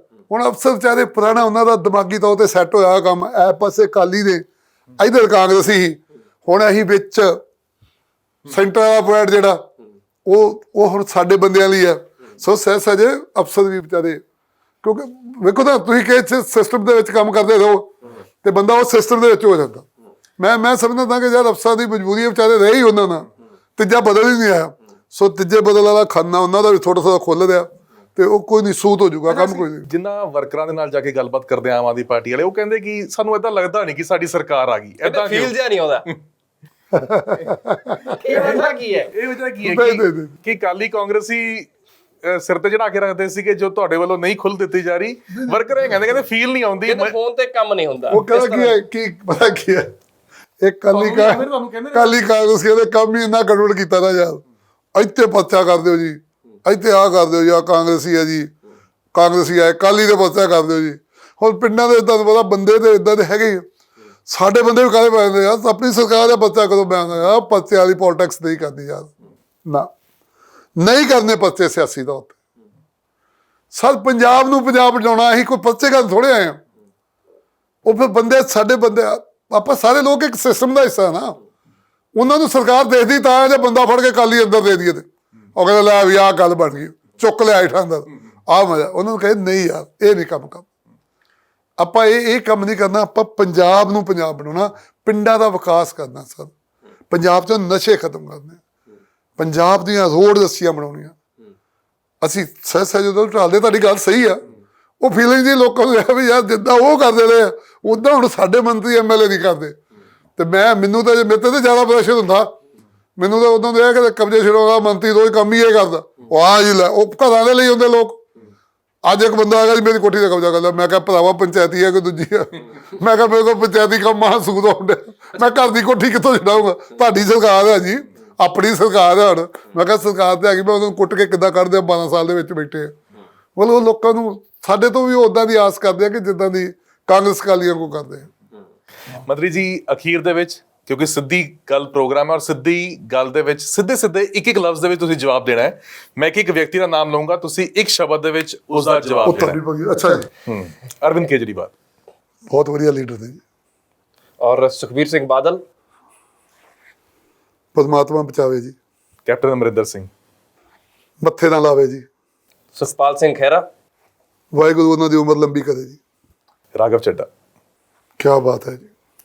ਮਨੀਸ਼ ਸਿਸੋਦੀਆ ਬਾਰੇ ਮਨੀਸ਼ ਸਿਸੋਦੀਆ ਨਾਲ ਮੈਂ ਕੰਮ ਕੀਤਾ ਜੀ। ਮੈਨੂੰ ਲੱਗਦੇ ਹੁੰਦੇ ਆ ਕਿ ਜੇ ਮੈਂ ਇੱਥੇ ਪਹੁੰਚਿਆ ਤੇ ਮੈਨੂੰ ਜਿਹੜੀ ਉਹਨਾਂ ਨੇ ਸਿੱਖਿਆ ਵਿੱਚ ਦਿੱਤੀ, ਉਹ ਬਹੁਤ ਸੂਝਵਾਨ ਬੰਦੇ। ਸੀਐਮ ਭਗਵੰਤ ਮਾਨ, ਹੀਰਾ ਜੀ ਪੰਜਾਬ ਦਾ। ਸਿੱਧੂ ਮੂਸੇਵਾਲਾ ਪੰਜਾਬ ਦਾ ਇੱਕ ਚੰਗਾ ਨੌਜਵਾਨ ਗਾਇਕ ਸੀਗਾ, ਸਾਡੇ ਕੋਲ ਚਲ ਗਿਆ ਯਾਰ, ਬਹੁਤ ਮਾੜੀ ਗੱਲ ਹੋਈ। ਤੇ ਪ੍ਰਕਾਸ਼ ਸਿੰਘ ਬਾਦਲ ਮਹਾਰਾਜ ਉਹਨਾਂ ਨੂੰ ਹੋਰ 5-7 ਸਾਲ 10 ਸਾਲ ਜਿੱਦਾਂ ਮੇਰਾ CM ਕਹਿੰਦਾ ਹੁੰਦਾ ਕਿ ਹੋ ਜੀ ਲੈਣ, ਉਹਨਾਂ ਦੇ ਹੁੰਦਿਆਂ ਅਕਾਲੀ ਦਲ ਦਾ ਸਾਰਾ ਕੰਮ ਨਿਬੜ ਜਾਏ। ਲੰਬੀ ਉਮਰ ਕਰੇ ਪਰਮਾਤਮਾ ਉਹਨਾਂ ਦੀ ਜੀ। ਬਹੁਤ ਬਹੁਤ ਧੰਨਵਾਦ ਮੰਤਰੀ ਸਾਹਿਬ, ਸਿੱਧੀ ਗੱਲ ਪ੍ਰੋਗਰਾਮ 'ਚ ਸਿੱਧੇ ਜਵਾਬ ਦੇਣ ਦੇ ਲਈ। ਬਹੁਤ ਬਹੁਤ ਸ਼ੁਕਰੀਆ। ਬਹੁਤ ਬਹੁਤ ਤੁਹਾਡਾ ਧੰਨਵਾਦ, ਤੁਸੀਂ ਅੱਜ ਟਾਈਮ ਦਿੱਤਾ। ਤੁਹਾਡੇ ਦਰਸ਼ਕਾਂ ਦੇ ਨਾਲ ਤੁਹਾਡੇ ਥਰੂ ਰੂਬਰੂ ਹੋਏ। ਮੀਡੀਆ ਬਹੁਤ ਵੱਡਾ ਇੱਕ ਚੈਨਲ ਆ ਲੋਕਾਂ ਤੱਕ ਆਪਣੀ ਗੱਲ ਰੱਖਣ ਲਈ, ਸੋ ਤੁਸੀਂ ਟਾਈਮ ਦੇ ਕੇ ਬੁਲਾ ਕੇ ਆਪਣੇ ਸਟੂਡੀਓ 'ਚ ਸ਼ੁਕਰੀਆ। ਬਹੁਤ ਧੰਨਵਾਦ ਸਾਹਿਬ। ਓਕੇ। ਤਾਂ ਕੁਲਦੀਪ ਸਿੰਘ ਧਾਲੀਵਾਲ ਸਾਡੇ ਨਾਲ ਸਨ। ਬਹੁਤ ਖੁੱਲੀਆਂ ਗੱਲਾਂ ਹੋਈਆਂ ਨੇ ਪੰਜਾਬ ਦੇ ਹਰ ਮਸਲੇ ਤੇ, ਜਿਹੜੇ ਮਸਲੇ ਤੇ ਗੱਲ ਹੋਣੀ ਚਾਹੀਦੀ ਸੀ ਉਹ ਅਸੀਂ ਗੱਲਬਾਤ ਟੋਣ ਦੀ ਕੋਸ਼ਿਸ਼ ਕੀਤੀ ਹੈ। ਉਮੀਦ ਕਰਦੇ ਹਾਂ ਤੁਹਾਡੇ ਸਾਰੇ ਸਵਾਲਾਂ ਦੇ ਜਵਾਬ ਮਿਲੇ ਹੋਣਗੇ ਔਰ ਇਸੇ ਤਰੀਕੇ ਨਾਲ ਸਿੱਧੀ ਗੱਲ ਦੇ ਵਿੱਚ ਸਿੱਧੇ ਜਵਾਬ ਹੁੰਦੇ ਰਹਿਣਗੇ।